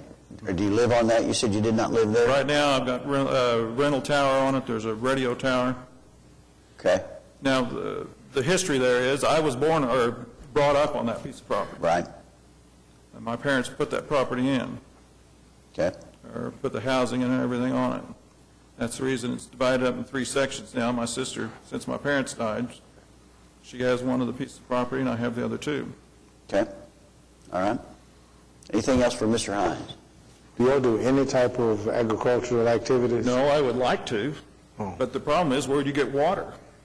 Yes, I have a 180-foot well on that piece of property, but it's not pumping much water right now. That's not very deep. Okay. If you had to irrigate a piece of land out there, it wouldn't do it. You know, if they're going to put in a 1,000-foot well, yeah, they'll have water. I won't, but they will. Yes, that's a big aquifer, but all the wells out there are shallow, and I guarantee you, once you start pulling water out of it, it'll drop the level, and that's what we're worried about, or that's one of our concerns. Okay, thank you. All right. Mr. Chairman, could I ask Brian to address again that issue? I thought I understood you to say that if you drilled a deep well, it would not affect the shallow wells around you. According to the well driller and according to Water Resources Board, you can do that and go into a deeper aquifer with not affecting the upper ones. And the fact that you can do it doesn't necessarily, I suppose, mean that you will do it. Are you telling us that you will? Yes, ma'am. Yeah, we don't, I mean, we're not trying to put all the homeowners, get them out of water. I mean, that's not the intent here at all. But you can seal off, just like they do in zones in oil and gas. You can go to certain zones. And I apologize that our drawing, the rendering, the dream of this thing didn't show the flow of the water going the correct direction, but it does. I mean, obviously, it's going to go downhill. So, but yeah, we will be building a pond on the property. Back to Janice's question, kind of in line with that. The gentleman just said that the deep wells will draw down the shallow wells. If they're drilled correctly and cased correctly, they won't. And that's, Water Resources Board talks about that, and they've done, you know, they've talked to her about that, she's talked to them. The well driller has talked about that. You can do that and seal off zones. When you put your casing down to you just skip that zone. Yeah, okay. The other thing is, we have exactly where on Lindsay do the public water, where is that actually, where is the public water or the main? I would imagine, because it says it's on. I would imagine it's probably stopped this new the office building here for Chaparral Energy. Probably goes to about here. Yep. It may turn and go down Cedar Lake Boulevard. I don't know that it goes all the way to Hester. It probably stops at here. And you up here now? We're up here. Well, our staff report refers to water being available on the Lindsay right-of-way, but it doesn't say how far north and south. Right. Yeah. Brian, the other question I had, he mentioned the pond. Will your well feed the pond, or is it, okay. The well can feed the pond. And, I've got a pond where I live, and yeah, once it's full, I mean, it does go down, it evaporates, but you fill it back up, but you don't fill the whole pond up every day or once a week. You fill up the top, how far it went down. So, I mean, with a deep well, it should be no problem at all. Okay, next. Mr. Johnson, Leo Johnson. Would you come up, please, sir? Would you give us your address, please, Mr. Johnson? I'm Leo Johnson. I live 9800 North Lincoln. And how does that relate to the property? Are you next door? I'm within 700 feet of the property. Okay, thank you. Go ahead. And I'm very concerned about my well. And this gentleman right here is telling you that he says that if they drill a deeper well, it won't lower the water level. All I can tell you is this gentleman's never lived in the country. Now, that's my main concern, is the well. Now, the other concern is I understand they're going to put a chicken house over there. And I don't think that'd be a good place to put a chicken house. You don't need all that stink and all that drainage and all that other stuff. And Annie Smith told me on the phone the other day that it was only 1,800 feet for them to go get city water. Now, my other concern is, where's these people going to go to the bathroom? You're going to have, you need some city sewer, don't you? I think the plan is for septic. They're going to run on septic for that. Oh, I understand that, but for that kind of an operation, you're going to have a huge septic, ain't you? They'll have to have a septic sufficient for their use, let me put it that way. Well, I spoke my piece. I'll let this other lady have her turn. Thank you, sir. Appreciate it. Any questions for Mr. Johnson? Thank you, Mr. Johnson. Nancy Johnston, would you come up, please? Give us your name and your address, too, please, ma'am. 10101 North Lindsay Avenue. And pull your microphone down just a little bit, it'll be a little easier for you. There you go. And what's your relation to the property? Are you east, west? We own 2 pieces of property, 10 acres, that border the proposed property on the north. So we are directly north of this property. All right. Tell us what your concerns are, ma'am. Well, there are many. First of all, I have to say that we are in the Garber-Wellington aquifer with one of our wells because our other well was too shallow, and we have a pond and it's pretty much dried up. And we do pump water down there, but it just takes too much water. And it's expensive to pull that water up from that distance. So we watch what we water and how we water. If you ever think you're going to water a garden this size with rainwater, I don't know how you would do that, especially in the summer like we've had here. So water is also an issue for us. We'd like to see city water if possible. The other big consideration for us is the drainage. We're on one of the highest spots in Oklahoma City, and this proposed property may be the highest. So everything drains away from it, and it drains as far as Silverhorn. Something needs to be addressed there about drainage. We're very frightened about that, especially with the possibility of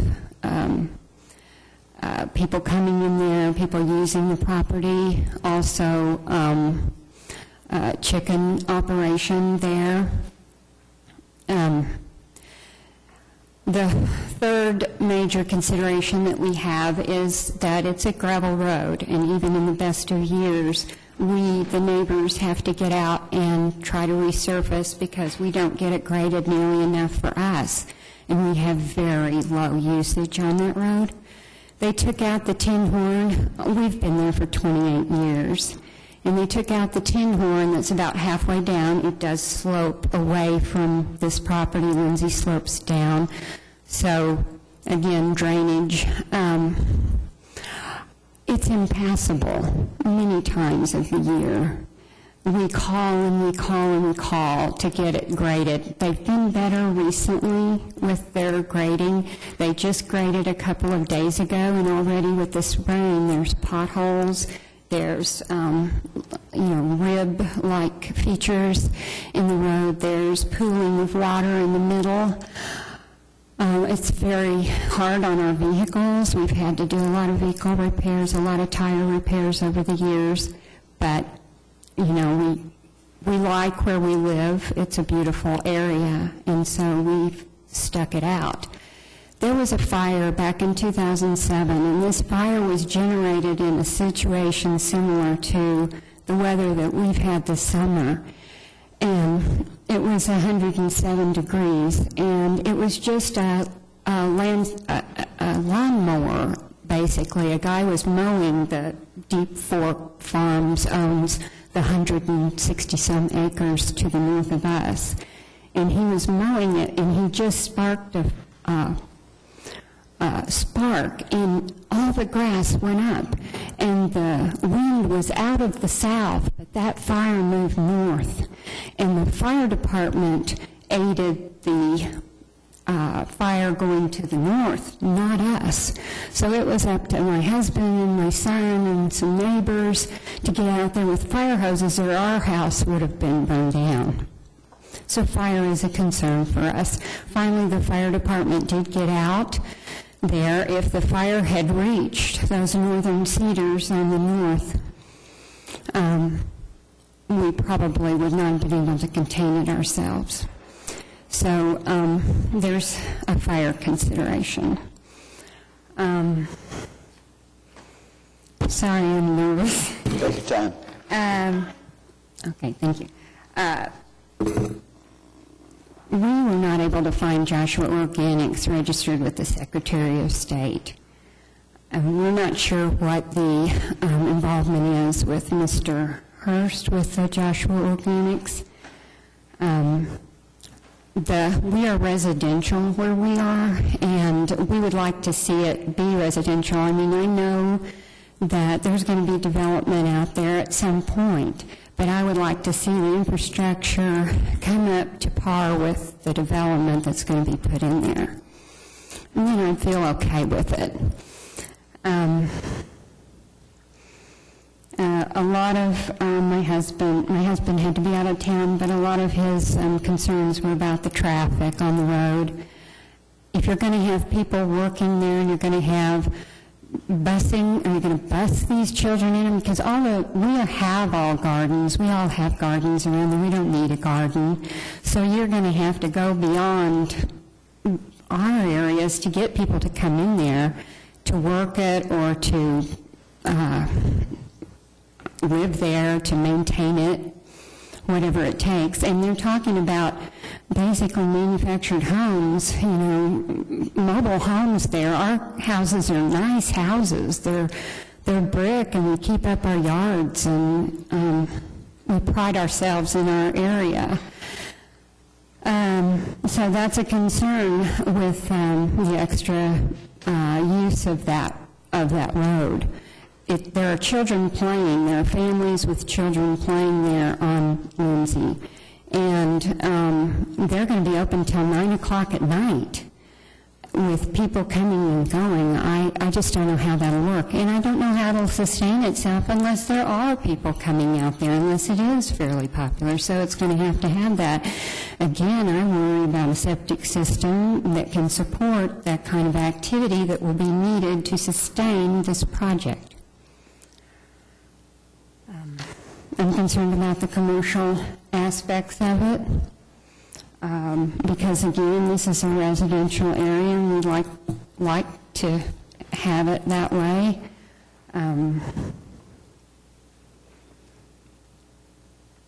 I just think this PUD does not support the neighborhood.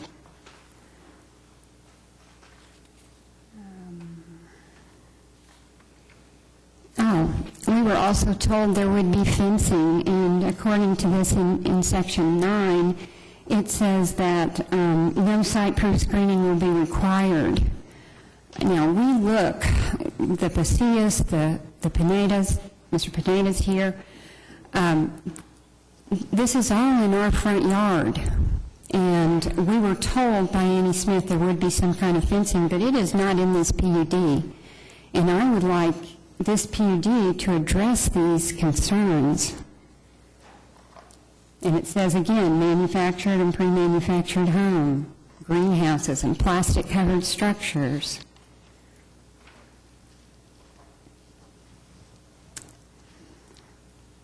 If they're not going to have that many people out there, how come they need 3 entrances? How come they need an amphitheater then? What is that amphitheater going to do? And what about the noise from that amphitheater? What about the noise consideration? They've addressed lighting a little bit, but that's a concern too.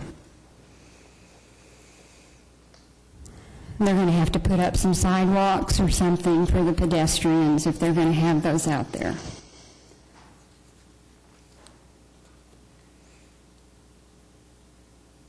I think that we also would like to know what heights of the structures are going to be allowed. In agriculture, basically, they don't have the setback regulations that residential does, so that's a concern also. We would just like to see a more specific plan. My husband went to the planning office and we were not able to get a hold of the master development plan, and we would like to look at that. That's about it for me. Thank you, ma'am. Very concise presentation. Bob Kepley, would you come up, please? Mr. Kepley, we've heard a lot about water, traffic, chickens. We've heard about commercial uses, and we've heard about just generally the agricultural nature and also concerns about drainage with respect to the creek. So, do you have any new material for us? Well, primarily, I mean, all of these are very, very important, obviously, to us out there. And I live at 9713 North Lindsay. I'm the first house on Lindsay going north off of Britton Road. Okay. The city has finally paved the street from Britton Road to Hester, which is basically across from me. From that point on, it is dirt and gravel. You'd have to experience it. I've called for years, and I've lived out in this house. This is my home place. I was raised out here. I've been out there for over 50 years. And you would just have to experience it yourself. Many, many times I've had to call the city because of the dust problems out there. The city comes in and they grade it. They empty the bar ditches on top of the road, which creates nothing but just a cloud of smoke for the people, for us that lives out there. And for the people that live to the north of us, when they come down, we catch all the dirt as well as they do from people going back north. So to have a lot of traffic coming in and out of there, it just won't handle it. It's not made for that kind of traffic. And of course, I won't get into we've already talked about the water, which is a very, very important part. I've had to extend my well down due to the drought. Now, if we have further withdrawals of water out of these pools, you know, that means we're going to have to drill further down. And that's not a cheap project, believe me. So there's just a lot of different variances out here that it just doesn't make sense. Number one, you're going to have children coming out there in the heat to work this garden. I don't think so. And I've had gardens out there my whole life too, and you can believe me, if it was that easy to do, it would be nice, but it's not. you deal with weather, you deal with insects, there's sprays that you have to apply. It's not, you just don't plant the seed and they grow and you harvest. It's not that easy. And if these people think they're going to do this and have crops where they enough that they can sell, they're in for a rude awakening, because I can guarantee you it's not that easy. So, thank you. Thank you, sir. Any questions? Brian, you want to address any of the considerations? I think one of the specific points that I'd make that seem to be is that the neighbors are perhaps not informed sufficiently regarding your activities, your proposed activities on the land. I know Ms. Smith, they've all specified that she has spoken to various groups or people at some time, according to the protester. So, but I get a sense from the neighborhood that there's a lack of meeting of the minds as to exactly what's going to happen out there and the impact of the proposed activities with respect to those others in the neighborhood. So I think there has to be some way that we get potentially that information flow out there other than, I don't know if it's other than this particular meeting that we've had here today, but it just seems to be a common thread that ran through the protesters that spoke. But happy to have you address that and other points raised by them. I'll respond to a couple of things. We have no, I mean, this was going to be, we were going to do a chain link fence around the property. We have no problem putting up a site-proof fence along the north side. It was very interesting that the gentleman from Smith Lawn and Garden was here and talked about the the plastic bottle fence, and she's interested in doing something like that. But we'll do a site-proof fence on the north side. That's not a problem. There will be no activity after 9 o'clock, and we can put that in the PUD. So if they're worried about a concert or something happening over there, it won't happen. We'll close. We have a 30-foot setback shown on our site plan, so that's more than what an agriculture setback would be. One of the concerns about the effluent, if you had chickens, would probably no different than the chickens that could be on there today if someone had a house out there and had their own chickens, or if someone wanted to farm it. Same with if they want to farm it. Anybody could go there today and put any kind of crops that they wanted to do. And he was just telling me about these gardens are going to be self-contained. We don't want the water to run off these gardens. We want to preserve all the water we can. So we're not going to be creating additional runoff. I don't think that Silverhorn is going to be affected in any way. Again, anybody from here north or some part of the way south could have cattle. They can have lots of different kinds of animals. So that I just don't see that as being an issue. The site plan was provided with the PUD. Why it wasn't made available when they came to ask for it, I don't know. Our septic system is going to be regulated by DEQ. We're going to have to get a permit from them before we can do that. We've got to get a permit from the Water Resources Board before we can do a well. So, I mean, those agencies know a whole lot more about it than I do. And so we've got to get those approvals. So I think there's agencies out there that will regulate all the things that we've heard today as far as water, sewer, effluent, those kind of things. Be glad to answer any other questions. We've got 2 drives. We've got one that's an entrance, one that's an exit. We would have another one that could be a service drive if you want to drop off something to pick up for some soil or whatever. I don't know what service there would be.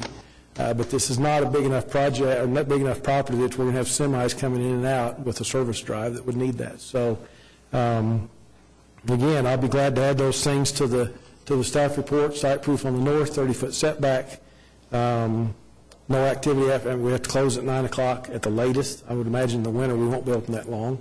And yeah, I understand that you don't just plant a seed and that everything grows and it's rosy, but that's what this is about, is to teach people how to garden. So, and it's already happening in Midwest City, and is a very successful thing for the community. So there's neighbors on the other side of Broadway Extension, not neighbors, but there's community in the North Highlands area, and just north of that, there's a lot of homes in these areas that could use this. So, Brian, we keep talking about we're a garden, and then we want the chickens, and we might want some other livestock. No other livestock, just chickens. How many chickens? She said today 30. We can get rid of the chickens. If the chickens is an issue, no, but we'll get rid of where we are, why I raise that point is You know, I can build a chicken house on 10 acres that accommodates a lot of chicken. Yes, sir. Yes, sir. Have a commercial chicken egg deal, albeit nonprofit. So that's why I asked how many chickens. Yes, people who have a couple of chickens on their AA land have a handful of chickens. They don't have a chicken house and Right. and that sort of thing. Yeah. This is not going to be a chicken operation, no, sir.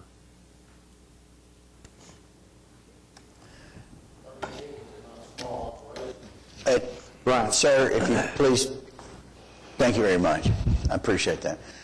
So far, is it possible that we could maybe put a limit on the number of chickens that we could satisfy that? 30. She told me today, I said, how many chickens? Because I saw that in the letters. I said, how many chickens you talking about having? She said, maybe 30. So, yeah, 30.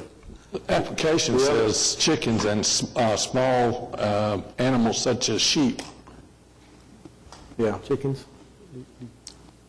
Yeah, yeah. Let me let Annie talk. Tell us who you are, ma'am.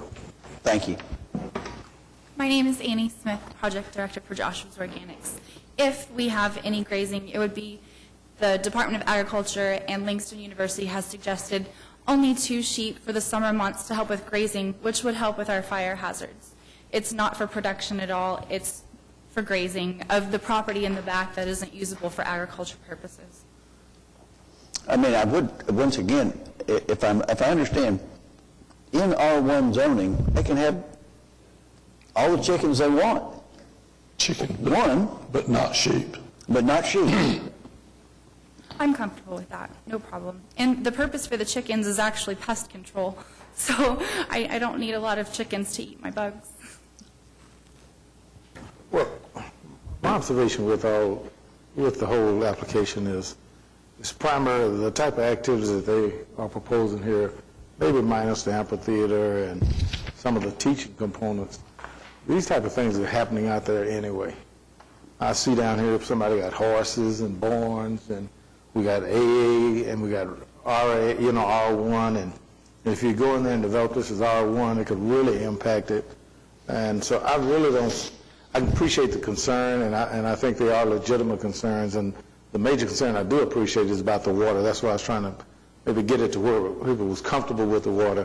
And I'm really not clear why we couldn't extend the water, where it is all the way up, other than the economics of it for what you're doing and the economics of bringing that line for the limited use.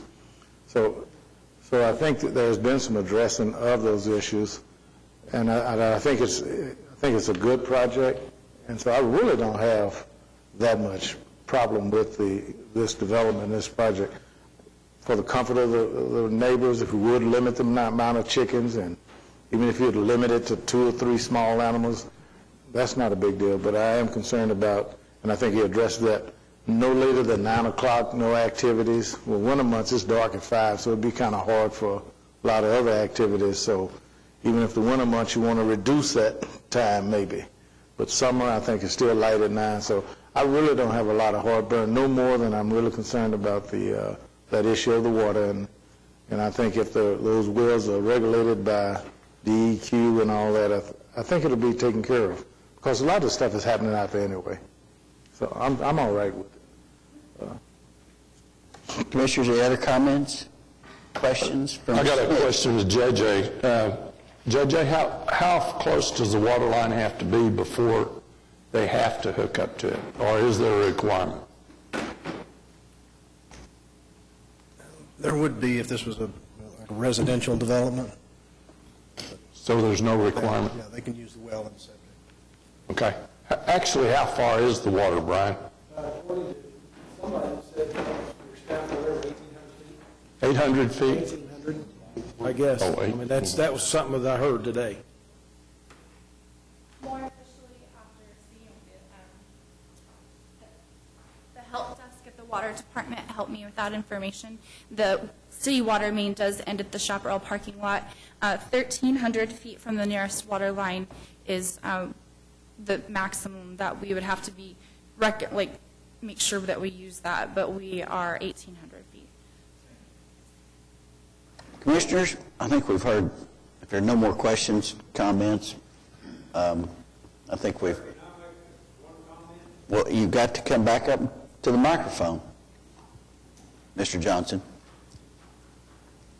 Annie Smith told me on the phone, I'm Leo Johnson. Correct. Annie Smith told me on the phone the other day that it was 1,800 feet to get to city water. And they're talking about drilling a deep well if you drill 400 or 500 feet. Right. And she also told me that it costs $18 a foot to drill a well. That don't include the pump and all that other nonsense. Wouldn't it be cheaper to get on city water than it would get on a well, to drill a well? I can't speak to that, and that's not necessarily our concern. They've asked that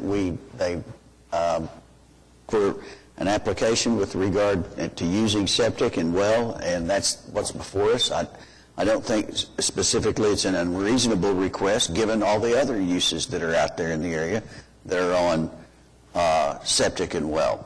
So, but that's the application that's before us. If they chose to say, gee, no, we'll run it, that's up to them. I can't make that choice for them, you know? I understand that. Yeah. All right, that's my comment. Thank you, sir.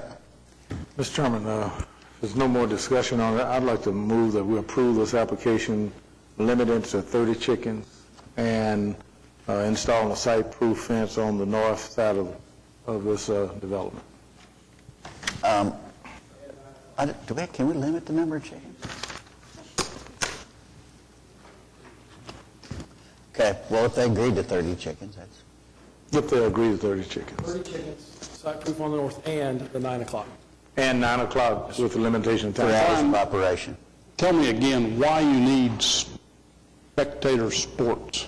Yeah. I think that covers the amphitheater. The amphitheater. Again, these terms... The education. It's kind of like when you want to have a hotel, it's called transient housing. It's the term spectator sport. We're not having spectator sports, but you have to have that use to be able to do the amphitheater. Well, but we're putting it in. That troubles me. We're putting in an amphitheater, we're putting in a spectator sport use. That may not be the intent. Well, but tomorrow I can have my rock band, and the next day I can have I think there's two soccer field on my dried-up garden. If I may. One, as I recall, that use is still limited to its conjunction with the community garden. One. Well, two is, if perhaps a secondary qualification of that should be limited to an amphitheater in association with a community garden. So that you've got an amphitheater, you can't run a rock show. Yeah. I think that's probably a suggestion. Let's call it out for exactly what we're going to use it for. Yeah, it will be in conjunction with the community garden. There will not be a rock show. We won't even have power out to that part of the property. It's just, if you have a class out there, you may have, you can have some kids sitting in long, I don't think you're going to see a big dome amphitheater type deal. There's not that much property out here. So however we can put the language in that assures you that we're not going to have rock concerts and, Or can we add language that we won't have any type of rock concerts and music, and this kind of thing? Yes, sir. And we'll be Yes, done sir. with it. Yes, sir. Yeah, okay. Yes, sir. Yes, sir. So we can move on. Yeah, we'll figure that out. Yeah, let's move on. Could there be bluegrass? Do what? Bluegrass? This is kind of, I'm joking, but this is kind of silly. Only in Oklahoma or Arkansas are we talking about limiting the number of chickens.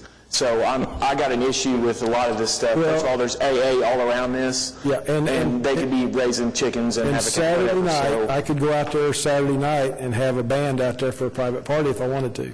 Again, we're going to be closed at 9 o'clock.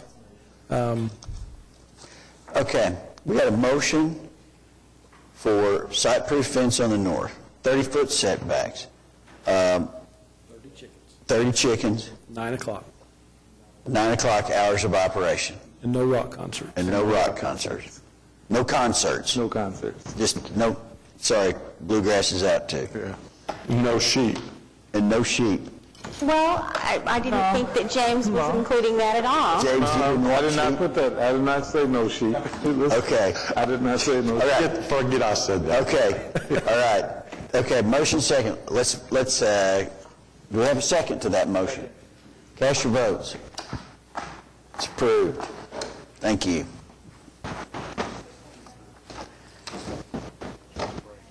Yes, let's take, it's 3:50, we're going to adjourn and come back in session at 10 after 4.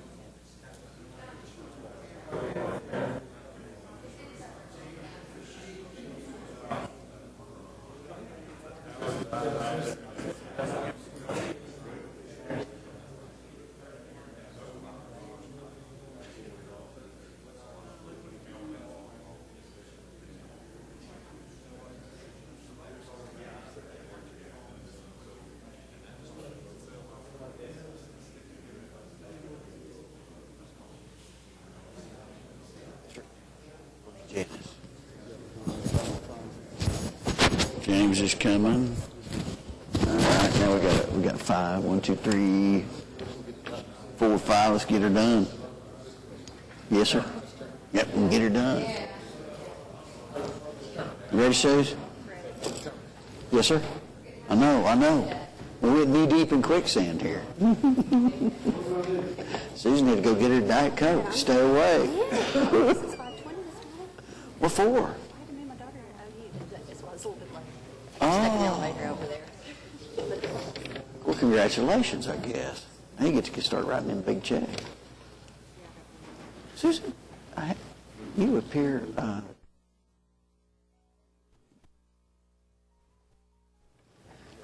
Okay, let's get started.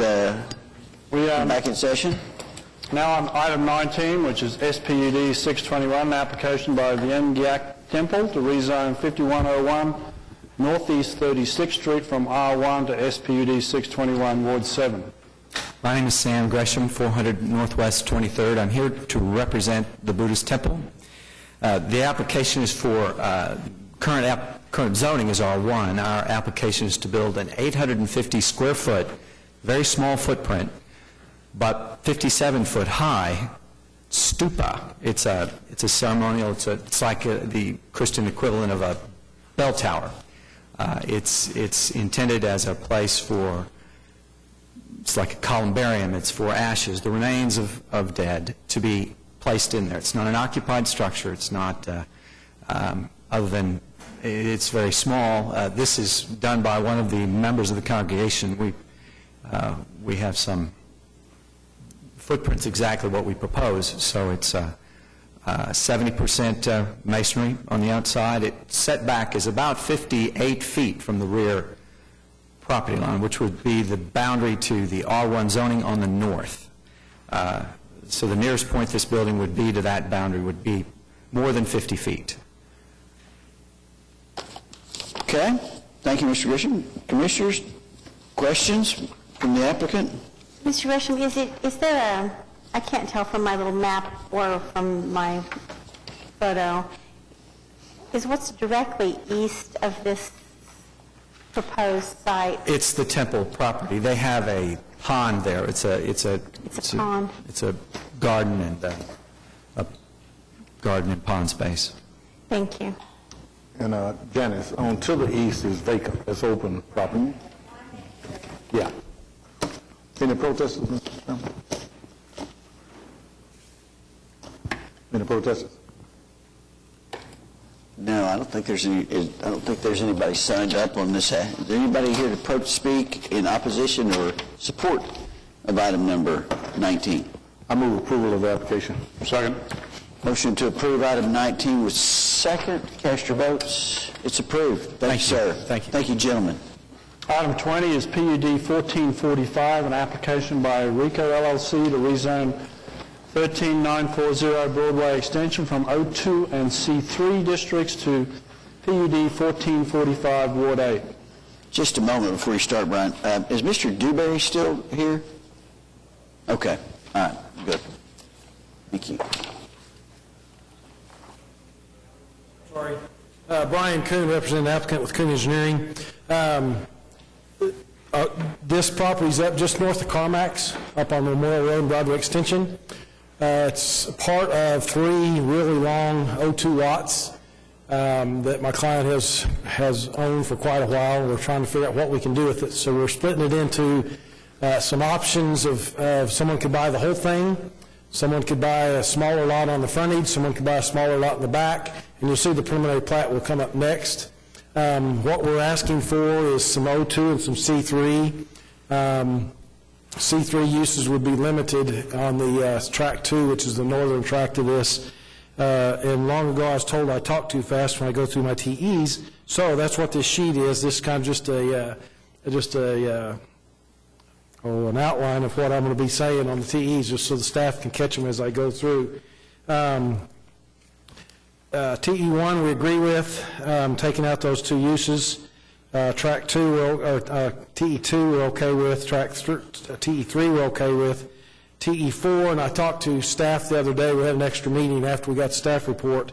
This isn't an appearance corridor, and we do realize that, and the appearance corridor standards or guidelines are attached to our PUD, so we understand what those are about. And on TE4, we're asking that those appearance guidelines will apply to any south face of a building or any west face, anything that faces Broadway Extension, on any of the properties that have Broadway Extension frontage. And that's kind of what the appearance corridor standards say anyway, but I just wanted to make it clear, probably being redundant. But that way, if someone wanted to buy lot 4 or 1, 2, actually this is the wrong drawing, but if you bought the tract up in the northeast corner, did not have any Broadway Extension frontage, this appearance corridor would not apply. But if you bought the whole tract, then the appearance corridor applies to the whole tract.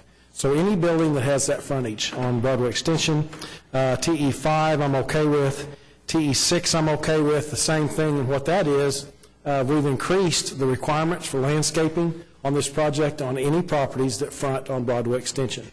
So again, if someone bought the whole thing, then their whole property, that landscape would have to go up 20%. 7, we would like to delete TE number 7, and I've talked to traffic about that, and they're okay with that. TE8, we'd ask for a 25-foot pole sign in the appearance corridor guidelines, which are pretty strict. With this much frontage, you can have a 25-foot sign. I'd ask for a 25-foot pole sign, but I'm changing that to say 25-foot monument sign. So it would match the architectural guidelines or whatever else is happening in there. TE9 is a sidewalk. We're fine with that. TE10, I think it's the same as what we've already agreed to, but I'll say it again. We'll do whatever the appearance corridor guidelines we call for on the south and the west sides of anything that faces Broadway or fronts Broadway. 11 is okay. 12, just a little explanation. On the north boundary of this property, there's a brick wall that separates this property with those houses. It was not built on the property line. It's about 10 foot into our property. We have no desire to tear the wall down. It's a nice-looking wall. The neighbors have built some gardens, maybe even a chicken, but some gardens out on that 10 feet, and we're okay with that. So what we're going to do is amend the PUD and add a new tract, which will be R1. So that'll be tract 3, so that property will remain R1.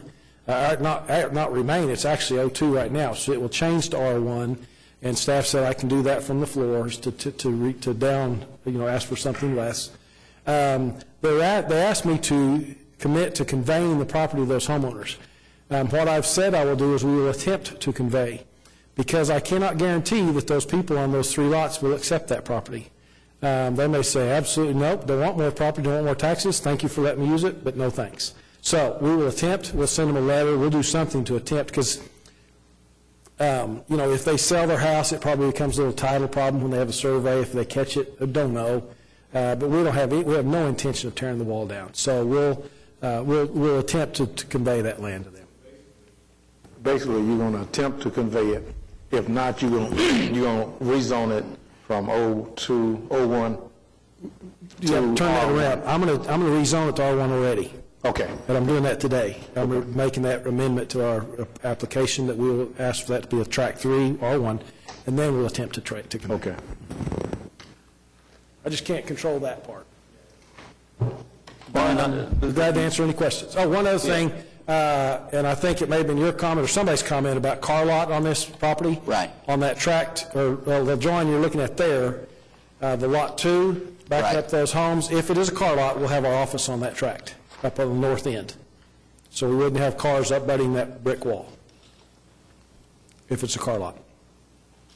Well, my concern with the use was, because you've asked for that as conditional use, is car lots right next to residential cause me problems. We've done that before at several locations here, 39th and May, out on Northwest Highway out by Harvest Hills, and those two uses don't combine. They don't work well together because, not a criticism at all of the car lot use, it's very valuable to this, our community, is that because of the lighting, because of the noise, just because of, and I appreciate the accommodation with respect of the office. I don't know how that works and how we enforce it, because I don't think the main invasiveness for car lots for me is lighting and noise from their speakers, and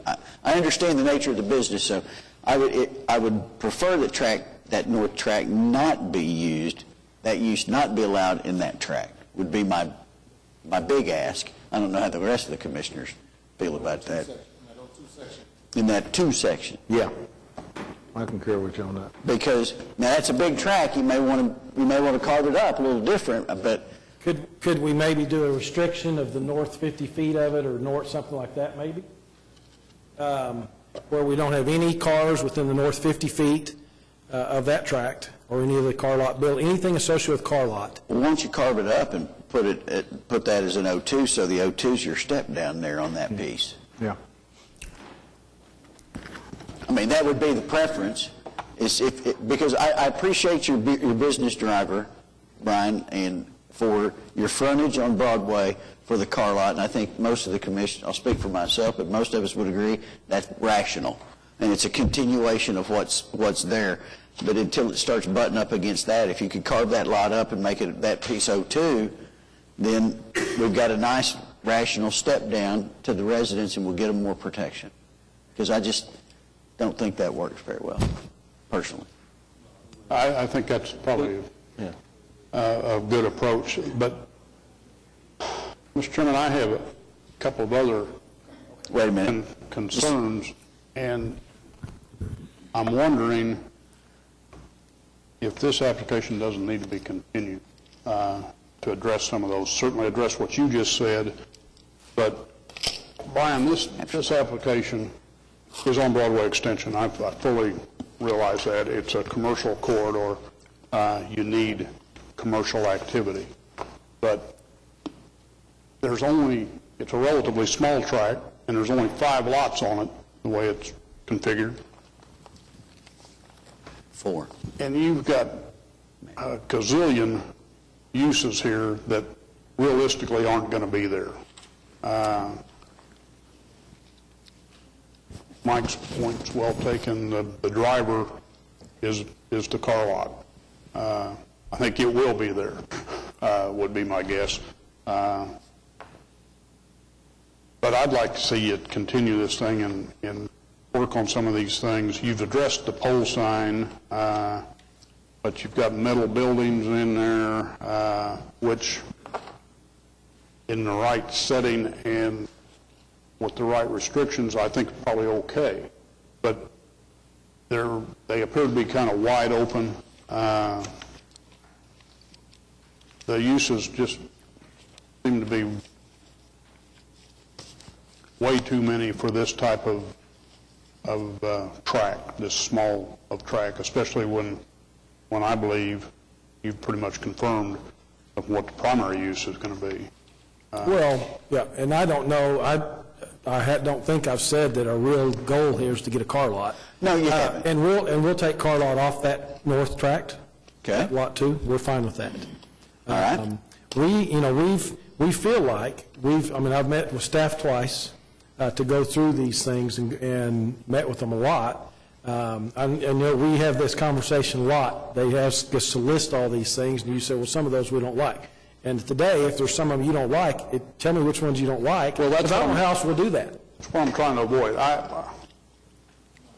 Mike made a good point, and what that started was this, okay, let's negotiate this thing from the horseshoe. that's not the way to do it, and I don't like to do that, and that's why I suggested what I did.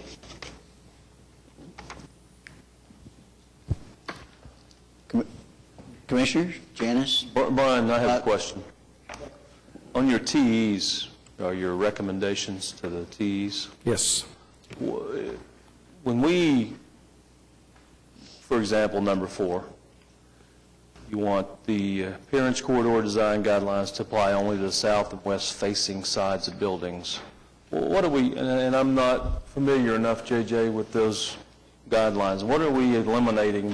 What kind of requirements are we eliminating there?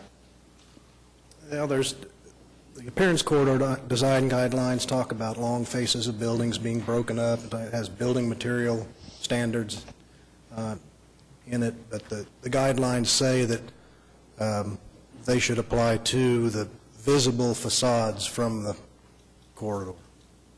That's why we were okay with dropping the back sides of the buildings off. I mean, my only concern there is, one, you've got residential all around this, and I'm not sure exactly what that means, but if we develop lot number 4 and we don't develop lot number 2 and number 1, to me, that's, you know, what are the people in the residential area looking at? Oh. And what are the people on Broadway Extension looking at? That's my concern. And you still are going to get the 70%. Okay. We're okay, and with the continuance deal, and I'll meet with Nick, and we'll talk about some of those things in there, because bingo parlor, probably not going to happen. So I understand it. When we turn these in, we turn in C3, and then we're asked to list all of them, and they do look like a lot of things. But this is C3 property. And I don't like to negotiate here either, but that's kind of why we're here, to talk about anything we don't agree with. So, Brian, just so I'm clear, I think the drawing that's more apropos or applicable to the application is the one that's on the next, it's on 21. Probably the preliminary plat. The 4-lot that shows 4 lots versus the 5 that you have in this. Yes. Because I got a little, okay, but because it makes a lot more sense to me. Okay. All right, so motion on this? First meeting in September, you all right with that? We don't have another meeting in August. Continue 20 and 21 to September 8th? We don't have another August meeting? Yeah. Okay, all right. So you know. Motion second? Yes. We're going to continue items 20. We need to call 21, or can we do it all in the same motion? We'll do it in the same motion. Yeah, he said 21. Motion to continue items 20 and 21. Made and seconded, cast your votes. That's approved. Thank you, Brian. Thank you, guys. Item 22 is SP 437, an application by the Oklahoma Hospital South Campus for a special permit to operate a transportation facilities aircraft service emergency helipad in PUD 472 at 5200 East Interstate 240 Service Road, Ward 4. Gentlemen, good to see you again. Yes, sir. Good to be here. Tell us who you are. My name is John Austin. I'm at 12417 Jasper Avenue in Oklahoma City, and representing the client, Oklahoma Heart Hospital South Campus, and request for special use permit 437 to land a helicopter. We were here last meeting on this particular application, and I think that there was going to be some additional conversation on that. Commissioner Allen, can you? There was and there has been, okay? All right. And the results of that are?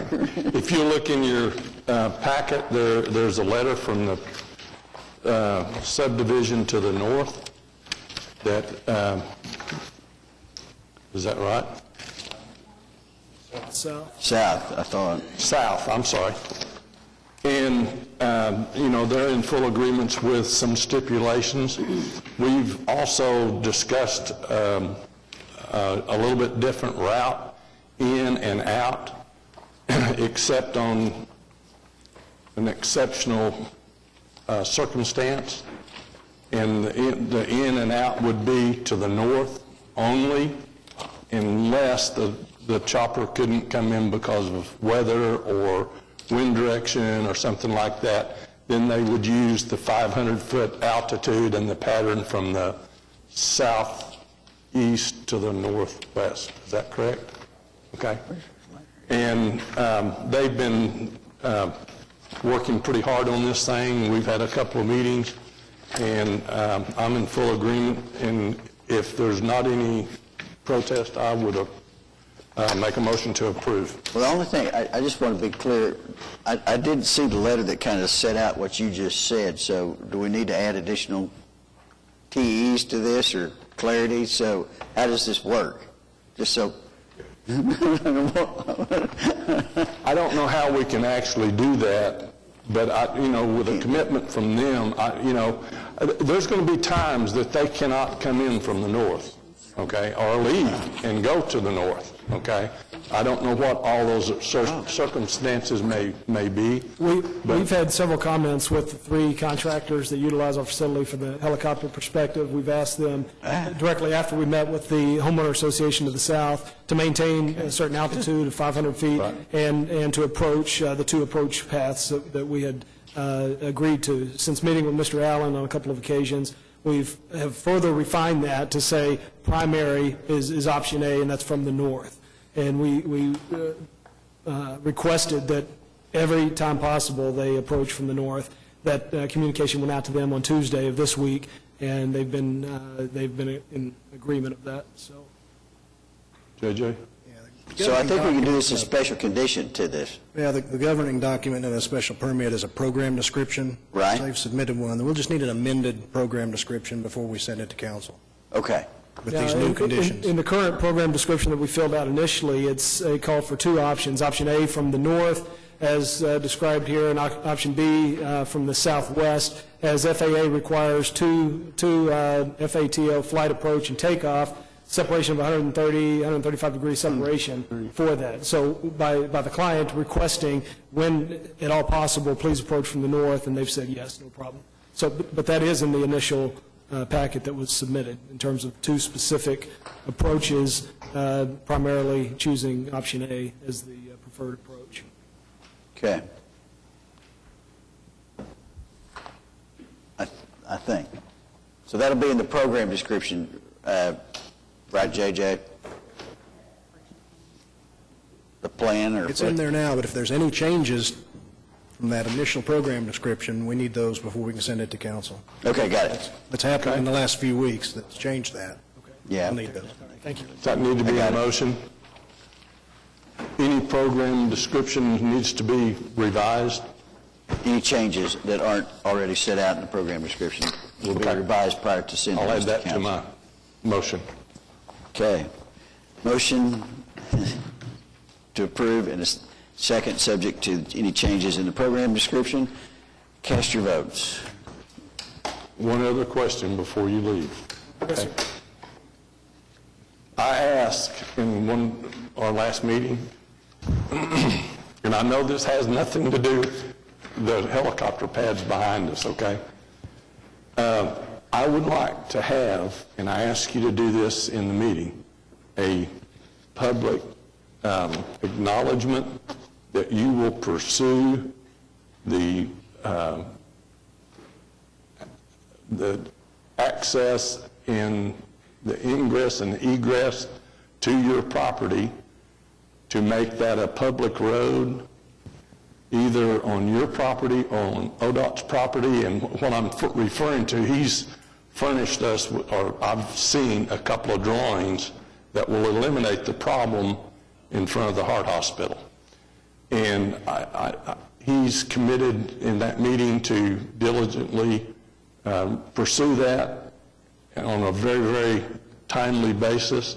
And I think he even brought his engineer with you today, but we actually don't have those drawings or anything, so that's not what we're looking at anyway. So, and I ask you to maybe take that to Public Works, and you've already made contact with ODOT on that. Yes, sir, that's correct. acquiring that property. Yes. And I'd just like to hear you say that you're going to do that, okay? Absolutely. I agree with everything you said. It is a separate issue. It is a problem with a public road dead ending into private property. They're choosing to come through anyway. That's something that needs to be done about it. I did present a couple of options to you. The preferred option from our perspective and the city's perspective, traffic management's perspective, is going to be running it on ODOT's right-of-way between our property and I-240. So we have reached out to ODOT. We'll continue to do that. I'll reach out to Dennis Clowers with Department of Public Works, share the two options with him, and make ourselves available to assist in any way possible. So, thank you very much for working with us on that. I appreciate it. now, the funding is going to be an issue in terms of who pays for the road. And so working with ODOT to figure out what funds are available, what type of arrangement can be made with the city in terms of granting an easement in exchange for funding for the project. We grant the easement, the city funds the project. But definitely we're interested in working with in an expeditious manner to resolve this as quickly as possible. So. Thank you very much. Right, I appreciate it. All right, item number then next. Item 23 is PUD 1441, application by Kelly 23 LLC to rezone 13002 North Kelly Avenue from AA and R1 districts to the PUD in Ward 7. Start the paperwork on the other side this time, maybe I'll get luckier. Brian Kuhn with Kuhn Engineering, representing the applicant. This property is just north of Kilpatrick Turnpike, on the east side of Kelly, just south of the cemetery, so it's kind of wedged in between the turnpike and cemetery. Used to have just a ton of cedars on it. It's been cleared, cleaned up, and again, the list I just handed out, and we just went through that last item that I was up here. I realized this may not be doing. I'm trying to do this for the staff's favor. It looks like we've made a whole lot of changes, but we haven't. It's 4 things, and it's stuff that we worked out with the staff the other day. So I want to, maybe I shouldn't do this, but staff has always asked me, would you mind giving me something in writing, tell us what you said. So that's why I'm doing it. So it's really not as complicated as what it looks. Just to go through, on TE number 1, there were some things that staff wanted taken out, so we did. We asked that we could keep the restaurants in along Kelly. So anything that fronts on Kelly, there's a lot of people that are on that street, so we thought restaurants. So that's TE number 1. TE number 2 we're fine with. TE number 3, they said they didn't want any backs of buildings facing the street. So what we've agreed to is, in what I put in here, no backs are going to face that street that we're building. We've got to have, there's going to be some backs facing the turnpike on those first 10 lots. But no buildings will face the street that we're building. And again, kind of similar to the other one, the appearance corridor, and I may not have needed to do this, but it was just for staff's purpose and my purpose to understand that any of the building faces that face south, east, or west will have this appearance corridor standard. So anything you see from the turnpike, which is what these appearance corridors are for, will have to apply. So it's just restating kind of what the appearance corridors state. And then the only other T5 and 6 we agree with. T number 4, again, there's going to be lots of businesses back in there, and I'd asked for a 25-foot sign, and I'm revising that request not to have a pole sign, but it'll be a 25-foot monument sign that would just introduce any of the properties that are back further off of Kelly. So be glad to answer any questions. We've got restrictions on what can happen on the far east end because we're close to homes. Answer your questions. There's actually somebody signed up to speak on this one. Mr. Masad, would you come up, please? I got your letter, so. I hope it's eloquent. My name is Malik Masad. I live at 1010 Castle Road, Edmond, Oklahoma, 73034. I'm here to express my client's concern about the condition of Kelly north-southbound between Memorial and Kilpatrick Turnpike, well, actually all the way to 122nd. Currently, we have all the auto dealerships right there, lots of traffic. We have lots of transport trucks up and down that street all the time. The condition of it is severely diminished, and it's also a 2-lane road. I know there hopefully are plans to expand that to 4-lane. I would just hope that the timing, because once the PUD has been approved and everything like that, I'm sure the sale of properties will fly off the shelf. That's all. I'm here to express that concern. Any questions from Mr. Massett? I believe his concerns mirror those expressed in his letter, save for one. Any questions or comments to Mr. Kuhn? Brian, Commissioner Bright's not here today, so we must talk about signs. Okay. The way you have this configured, you have a long, thin piece of property, it's chopped up with lots. You provide for signage that can be on the face of the building. You 25-foot monument signs. I'm trying to picture what this looks like going down the turnpike. It's one thing to say, oh, well, on our building design,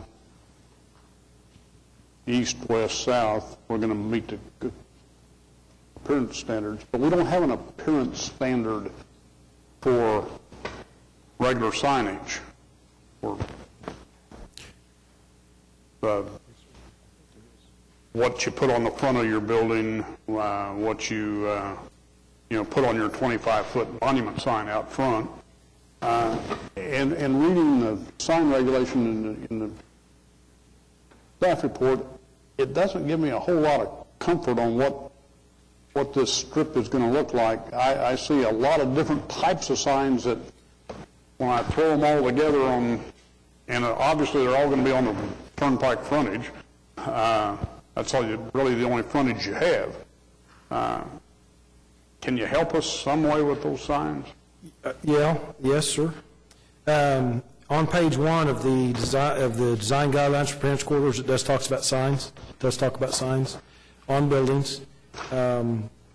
Location designs, location, size of wall signs should complement the architectural design of the building, proportional to the scale of the building. You're going to see all of these as they come through with site plan approvals. If you don't mind, would you put up the preliminary plat on that screen for a second?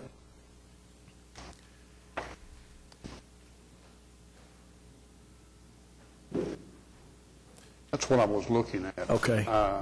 I was looking at the plat. Right, sure. And I'm saying, start counting lots. Well, and here's what we did. We started looking at who do we think the users will be. Are they going to want a 200-foot wide lot? Are they going to want a 150-foot wide lot? Are they going to want 500 feet? We don't know.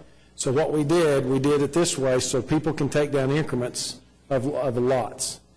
Because one guy may want, I think these are 75-foot lots. Some guy may want 150, somebody want 225, 350, whatever. So you're not going to see 75-foot buildings. No, I understand. Okay. But suffice to say, you're going to see more than one use along that frontage. And you have all those lots on the north side of the street that aren't on the turnpike, but they want some exposure to the turnpike also. And so you put in here, oh, well, we can have a little leeway there. The appearance standards go with those lots too. I understand. Okay. But that's on building. I'm saying on just signage. Okay. Those signage, the signs in front could be a monument sign in front to tell someone as they're driving down the street, you've got to whatever the business is. But the signage that's going to be on the building, you're going to be able to see before it's approved as they come through with the site plan. So you'll see each building as it comes forward. And there are guidelines in here. And I just didn't want Bob to feel like he was left out. Oh, I understand. And the 25-foot is part of the appearance guidelines for this much frontage. Well, there'll be a monument sign in front of each user, whether he has 75 feet or 350 feet on that street. He'll have one sign on his building per the appearance corridor. And you're going to see his site plan as it comes through each time. One monument sign out on Kelly that would tell what's in the addition. Now, a user on Kelly could have a monument sign for himself, but we've got to have some way to tell people what's back in there. There's one at Belle Isle Station, you know, you've seen them all over town. And it's going to be a monument sign, so. So you're saying then all these lots, it almost appears like we're going to have like a sign farm. Well, yeah, if you had a building on each of those 75 things, Yeah. I mean, if you put their name on a sign out on Kelly, you wouldn't be able to read it. So not everybody's going to be listed out there. I could see probably 6 users maybe out here. I mean, from the uses they tell me that what they're hearing that people want in this area, some guy's going to take 500 feet. Our first, probably on the north side, probably first 800 feet is going to be one user.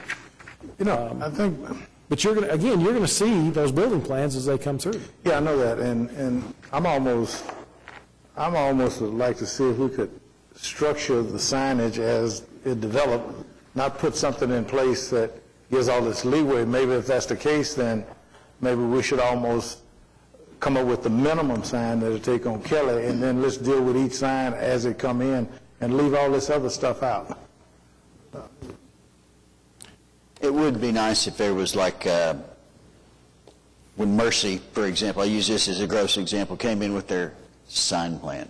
Yeah. And so you saw a concise, we're going to have these signs, we're going to have these signs, we're going to have these wayfinding signs, we're going to have things like that. I respect the fact, Brian, that you and your developers are not to the point, I'm sure you'd like to present that to us too.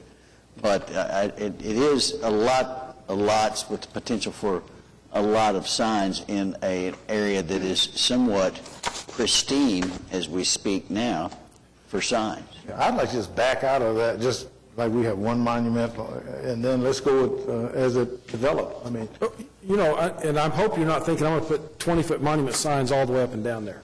if you got 20 lot, if somebody builds something on every 75-foot lot. Well, but not 20-footers, not 25 footers. 8-footers. Well, even 8-footers. No, yeah, interior will have 8-foot monument signs. No problem with, I understand what you, okay, I'm not going to do 25-foot monument signs on every lot, because that could be a lot of them. It could be 5, it could be whatever. So interior, I'm okay with going 8-foot monument signs. That's okay. But on Kelly, I'd like the 125-foot monument that tells who's in there. Is that? So on Kelly, you'll have 125. We're not going to have any signs out on the Kilpatrick, right? No, they'd be on the front. They'll be on the frontage of each building, so there'll be no signs on the Kilpatrick. Where will the sign be located on Kelly? At the entrance road. The road we're building. I guess Yeah. The only road we're building, entrance and exit road. But even at that, I mean, you're going to have, according to what the sign says, you're going to have, you're able to put signs on every one of those buildings. So you're going to have signs, every building's going to have a sign on it. Well, they may have some like kind. an accessory sign on the back of it, right, that says Cooney's. Yeah, but that's going to, unless we have some kind That's allowed. of consistent sign, it's going to be a hodgepodge of what you're going to get. Yeah, but, if you build your building there. I understand. I understand, but they're going to, again, you're going to see them. They got to be architecturally compatible with the building. I think for me, Brian, it would be, I'm sorry, is it 20 lots across the top and 10 on the bottom? Yes, 26 on the top. 26. Okay, so you're talking about the possibility of having 2 25-foot No. out on Kelly? One monument out of- One 25-foot out on Kelly, and 36 8-foot monument signs. And I know you're saying there's not going to be that many, but can we narrow it down to say no more than however many? And I know you don't know what your configuration is, but if you feel fairly certain that you're not really going to be developing them in 75-foot lots, then we ought to be able to at least put some kind of a cap. The point I'm going to make, though, That is would I cut would it. make one point about these 8-foot monument Let him signs. agree to what I'm asking him first, and then you Okay. can him. Yes, All right. 18, no more than 18 users. How about that? That'd be half.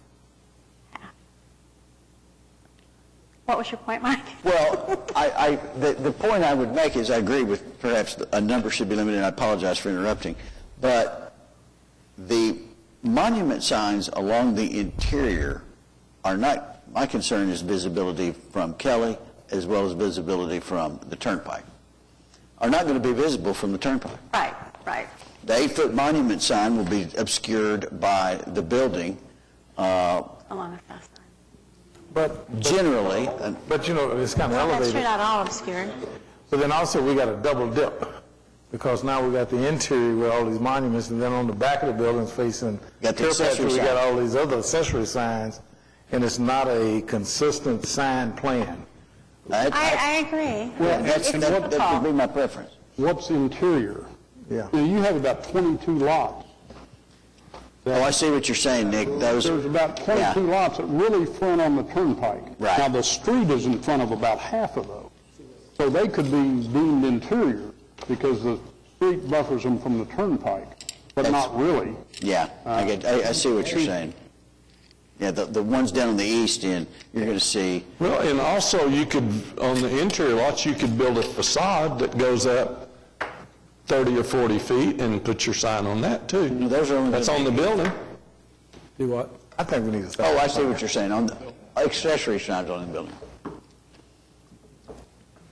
I don't know how we restrict those, though. Well, but again, you're going to see each and every one of these plans come before you. If you see a 40-foot gable up on the top with a neon flashing sign, you're going to say, no, thank you. Then we just kind of, I think we could be proactive and kind Yeah, of, but we can't tell you no later if we've already told you yes here. yeah. You know, what comes to mind here, and it's just right around the corner. If you guys recall the Hummer sign and all the ado, well, this is a lot bigger deal than the Hummer sign. This is really, you know, this is a lot of frontage and a lot of traffic volume. And I'm having trouble grasping how it's going to look. It looks just pretty wide open to me how it's going to look. And I think Commissioner Allen made a statement about hodgepodge. Yeah, I'm thinking hodgepodge. I think some more study needs to be done on the sign and the impact, really. I really do. Because I don't know what to agree to. Is that the main concern, is signage?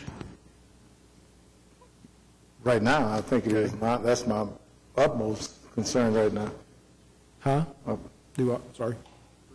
I want to find out what I need to work on. Well, no, I understand. Personally, for me, I'm generally fine with the balance of the application, right? Yeah, it's the signage. That's what gave me, I didn't couldn't have get a hand- I specific couldn't get a issues grip with on that. anything else. so. Okay. I think we need to go back on the sign. I'm okay with the rest of it for the most part. Can we eliminate the accessory signs on the building? Those may be the least intrusive, but that might be a way to do it. I mean, they could be identified on the sign at the entrance. You know, that happens all the time. When you don't have access to, to a road and you've got a long drive, that could be done. You know, I guess thinking about it in terms of, number versus size, if there were 36, 4-foot tall signs, I mean, if everybody had one at their driveway, maybe I wouldn't have as much problem with that. It's the idea that each one makes such a statement for there to be that many of them, Well, and just kind of by the nature of what we're having to go through, it seems like it just needs some more study. It needs to be considered, Maybe so. because we're tossing back and forth. Is there a way to deal with it separately, I guess is my question. Yes. Is there a way to require, or is there a way to say that we're not going to decide anything about signs today? We'll approve the rest of the application, but you got to sort out the signs separately. May I just add that the whole page 1 of the appearance corridor guidelines, which was probably studied, probably someone spent a lot of time developing this, I would think. I wasn't on that committee. But it's a whole page of signage stuff about what needs to happen on appearance corridors, which is what this is. I mean, you're going to have a lot of rules to follow when you see each sign, each use come up. So I need direction. Yeah. Because if you just say I don't like it, I don't know what to do yet. I think our risk signs, is, I know there's probably, which I don't have those in front of me, I think the risk is less monument, more accessory. Because like I said, I don't think the monuments are going to be particularly, all the lots along the back, on the south end are going to want accessory signs on the back of the building facing the turnpike. I would. Well, sure, yeah. I mean, You want that visibility. you want that visibility. We need some kind of consistency. I mean, he needs to say this, this kind of sign is acceptable and with certain kind of print on it and so on and so forth, I think. But if you don't. Well, but, Janice's brand, Janice is going to want to stick the JP Power logo up there, and Nick's going to want his brand up there. Signs are for branding. I mean, that's their main goal. So, it's a challenge to sit here and say, it's going to have 14-point copperplate font and, be blue or green. It would be ideal, but commercially, I think that's a real challenge for you as a developer to go take that and sell, well, you can do this, but it has to say it in this. Maybe you can. I got a suggestion, just because we always like to move forward. Okay. We're going to come back with the final plat, okay? Item H on page 1 talks about what you're talking about. Signs within a planned unit development or multi-building project should have an integrated and unified design. So a sign plan. When we come back with the final plat, we will have a unified and integrated sign plan. That we can say no to if we don't like it? Yes, ma'am. But what do we do with what we've got in the application as it sits today Yeah, with that's the respect of question. signage? Well, you've got this. Or do we just say You have this. signage will be in accordance with the integrated and unified This is part of the PUD. It's already in the PUD now.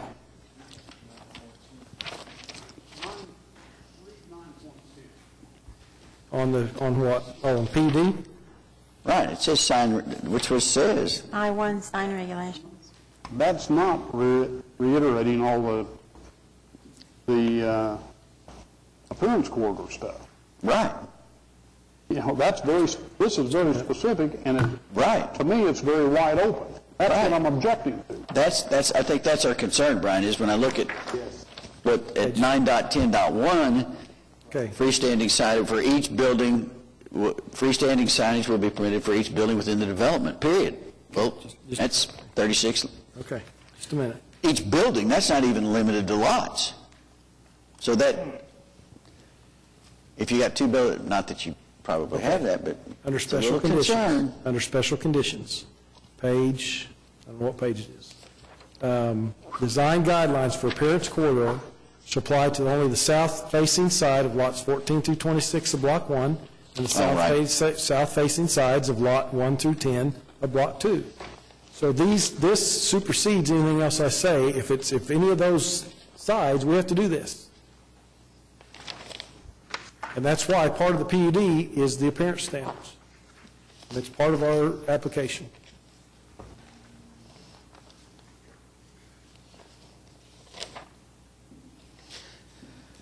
Commissioners,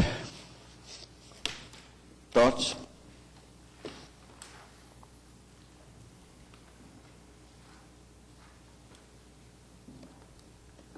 I mean, if that makes you feel better, we can delete what you just talked about, the 9, where you said that was.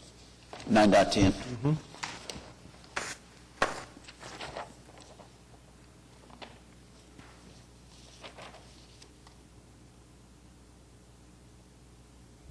Nine point 10.4. We can delete that. Well, we don't want maybe to delete all of it because we may want those to be the maximum, et cetera, and then the 25 feet in height, we might want that along the Kelly frontage. That's the point. We may want freestanding signage would be permitted for each building within the development to come out, but then I'm starting to kind of go, well, I like that, I don't like that, I want this, I don't want this. It becomes a little more nuanced as I read down through the paragraph. Well, and again, here we go, trying to negotiate on the horseshoe, and Well, this is the only time we're all together. we need more specific. Have to do that. This is there's too much left, in my mind, for interpretation. Brian may interpret it one way, you may interpret it another way. Purpose of a PUD is get some specifics in it So let's get some specifics in it that we can understand, not have to have 4 tiers of interpretation.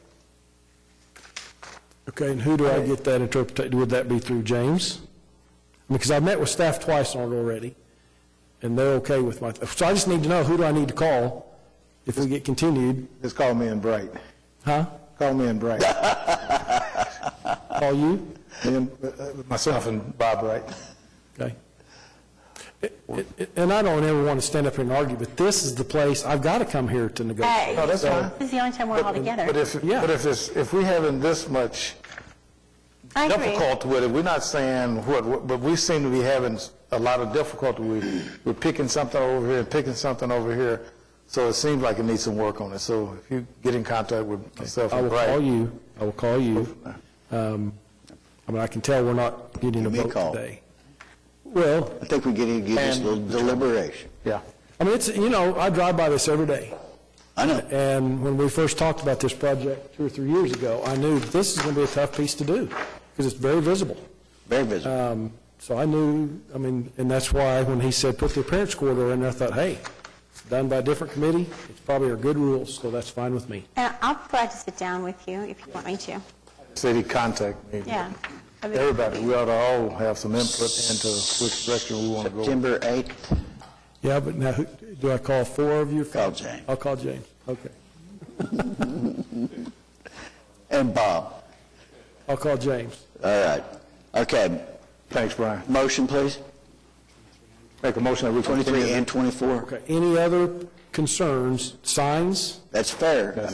For Brian to ask that Because question. I don't want to come back, and you don't want me back. No, we don't want I you don't back. have any other concerns. Signage mainly? Okay. All right. I think that's pretty much it, Brian. 23 and 24. Let's, while we're visiting, can we visit about some of the uses too? That's fine. So I can keep that open, that we can do that too. Okay. Okay. Thank you. Can I get a motion, or did I? I make a motion that we continue this item to September the 8th. Motion to continue item 23 and item 24. to 23 September and 24. 8th.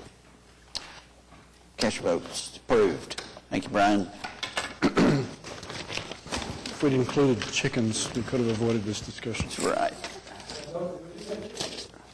No sheep either. Thank you very much. Item 27 is, items 25 and 26 have been continued to September the 8th as well. Item 27 is PUD SP -136-9B, an application by Johnson & Associates for a specific plan pursuant to the approval of PUD 1369 at 1000 East Britton Road in Ward 7. Tim Johnson with Johnson Associates on behalf of the applicant. Good news is we saved the easiest to last.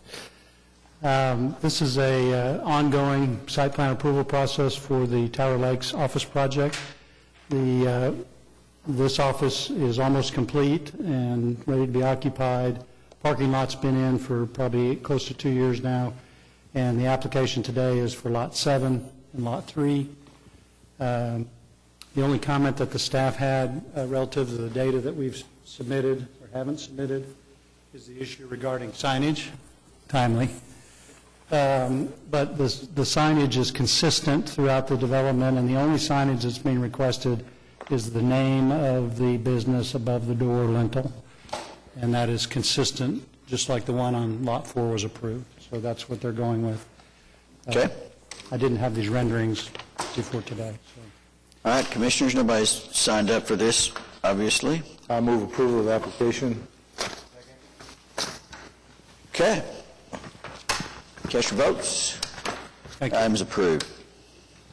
Item 28 is a public hearing on an ordinance regarding some amendments to Chapter 59 on landscaping. It's regarding a list of trees and plants that are permitted within the landscaping ordinance.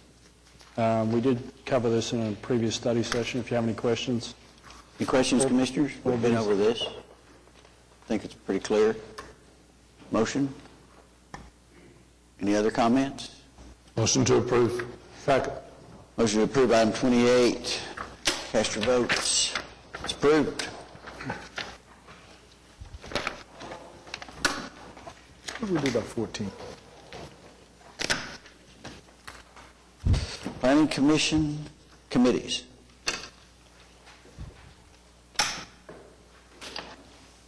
That is? You and I are illegal, Junior. What do we do with item 14? You and I are illegal. Okay. We're supposed to be real Commission political. members, planning department. Susan, I believe you have a presentation for us. 527. Hi, we'll be about maybe 3 to 5 minutes. It won't take long.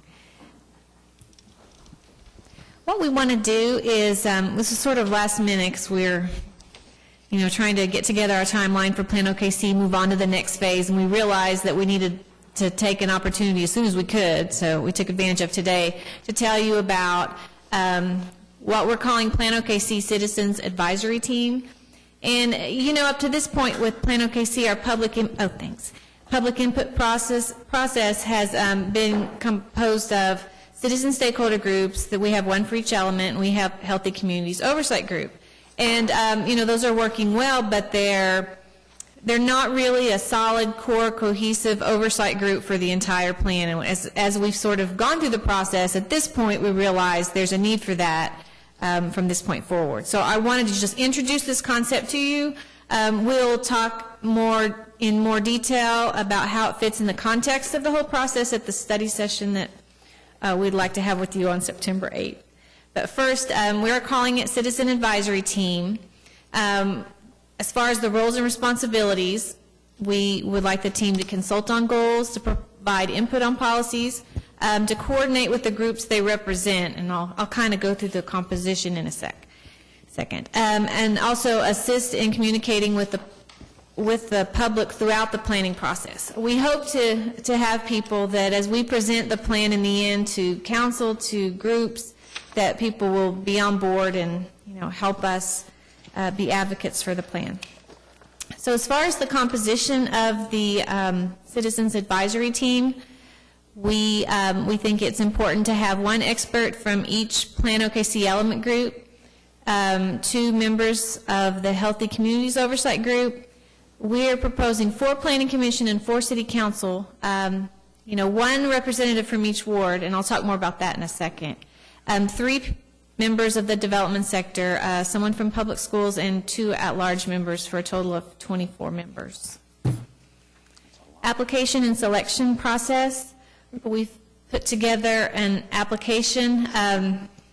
It will be open to everyone, asking for basic information, the ward. That'll be a consideration to try to make it balanced in some way.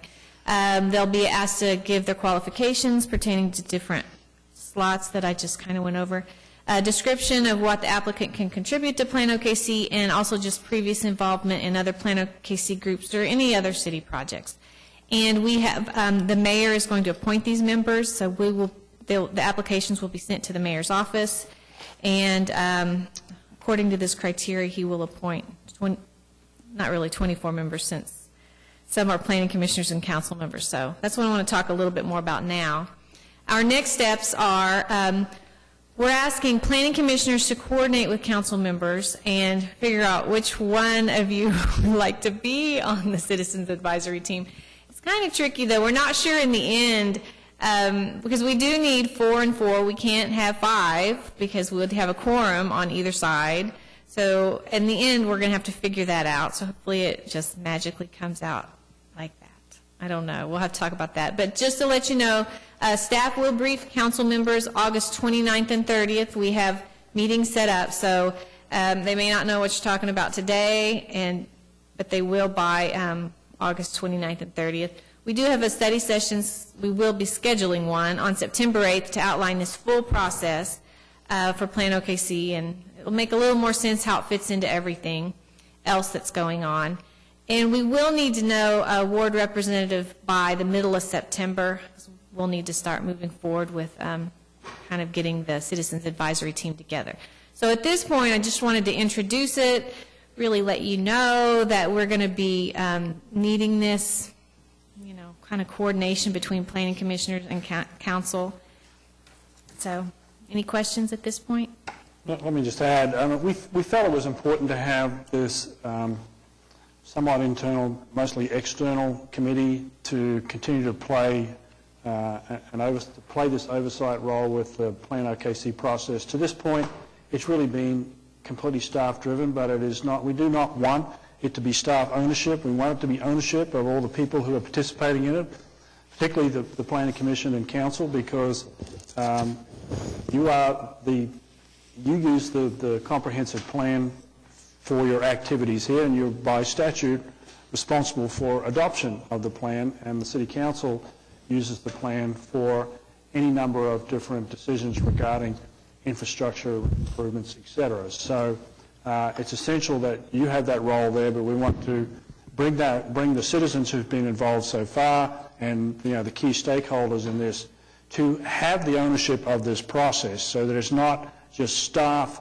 who are representing the value of the comprehensive plan, but there is this other body that is speaking in support of the plan as well. Because, we've emphasized this many times that this is a plan, this is everybody's plan. So to some degree, this is somewhat of we're forcing people into this role, but we think it's essential for the democratic process for the plan. Whether they like it or not. Well, it's true. That's right. Okay. Any questions, additional questions or comments of Susan? Thank you, Susan. Just another, on that study session, are we doing vacant and abandoned properties on that study session? Right, we'll do vacant and abandoned properties, Plan OKC, and then JJ has an item on UDC, subdivision regulations amendment on sureties. Right. Okay. And we have a number of RFPs out for the Plan OKC as well, and the visual preference survey, we'll be making a decision on that soon. You want to continue on that, Susan? Yeah, let me speak a second about that as well. We do have several studies that we received the money from a Sustainable Communities grant from HUD, and so we have several RFPs out. Visual preference we're moving forward with. We have a housing demand study, a retail study, we'll have a cost of growth study. We are putting together working groups to help define the scope of the studies when they come in, work more closely with the drafts that come in for the consultant, the direction, and we really would like at least a planning commissioner on each of those working groups. And I'm going to say this on TV. I was going to talk to James today about being on the housing demand study. Since you are an infill, since you do infill housing, we really need that as part of the group that, identifies what we need. So I was going to talk to you about that. But that would be good. So start thinking about that in those areas. Again, there's visual preference survey, if you're familiar with what that is. We could talk about that more at the study session, too. The retail study, I think the proposals are due on that next week. Housing demand study, the proposals are due at the end of the month, and the cost of growth we haven't issued that yet. So. Okay, thanks, Susan. Development, anything else, Russell? Okay, so September 8th, planning study session. All right, next, development services. Municipal counselors. Citizens to be heard. Okay. I won't be here on the 8th. Well, we'll note that in your personal record, Jimmy. Any other business before the commission? Okay, motion to adjourn?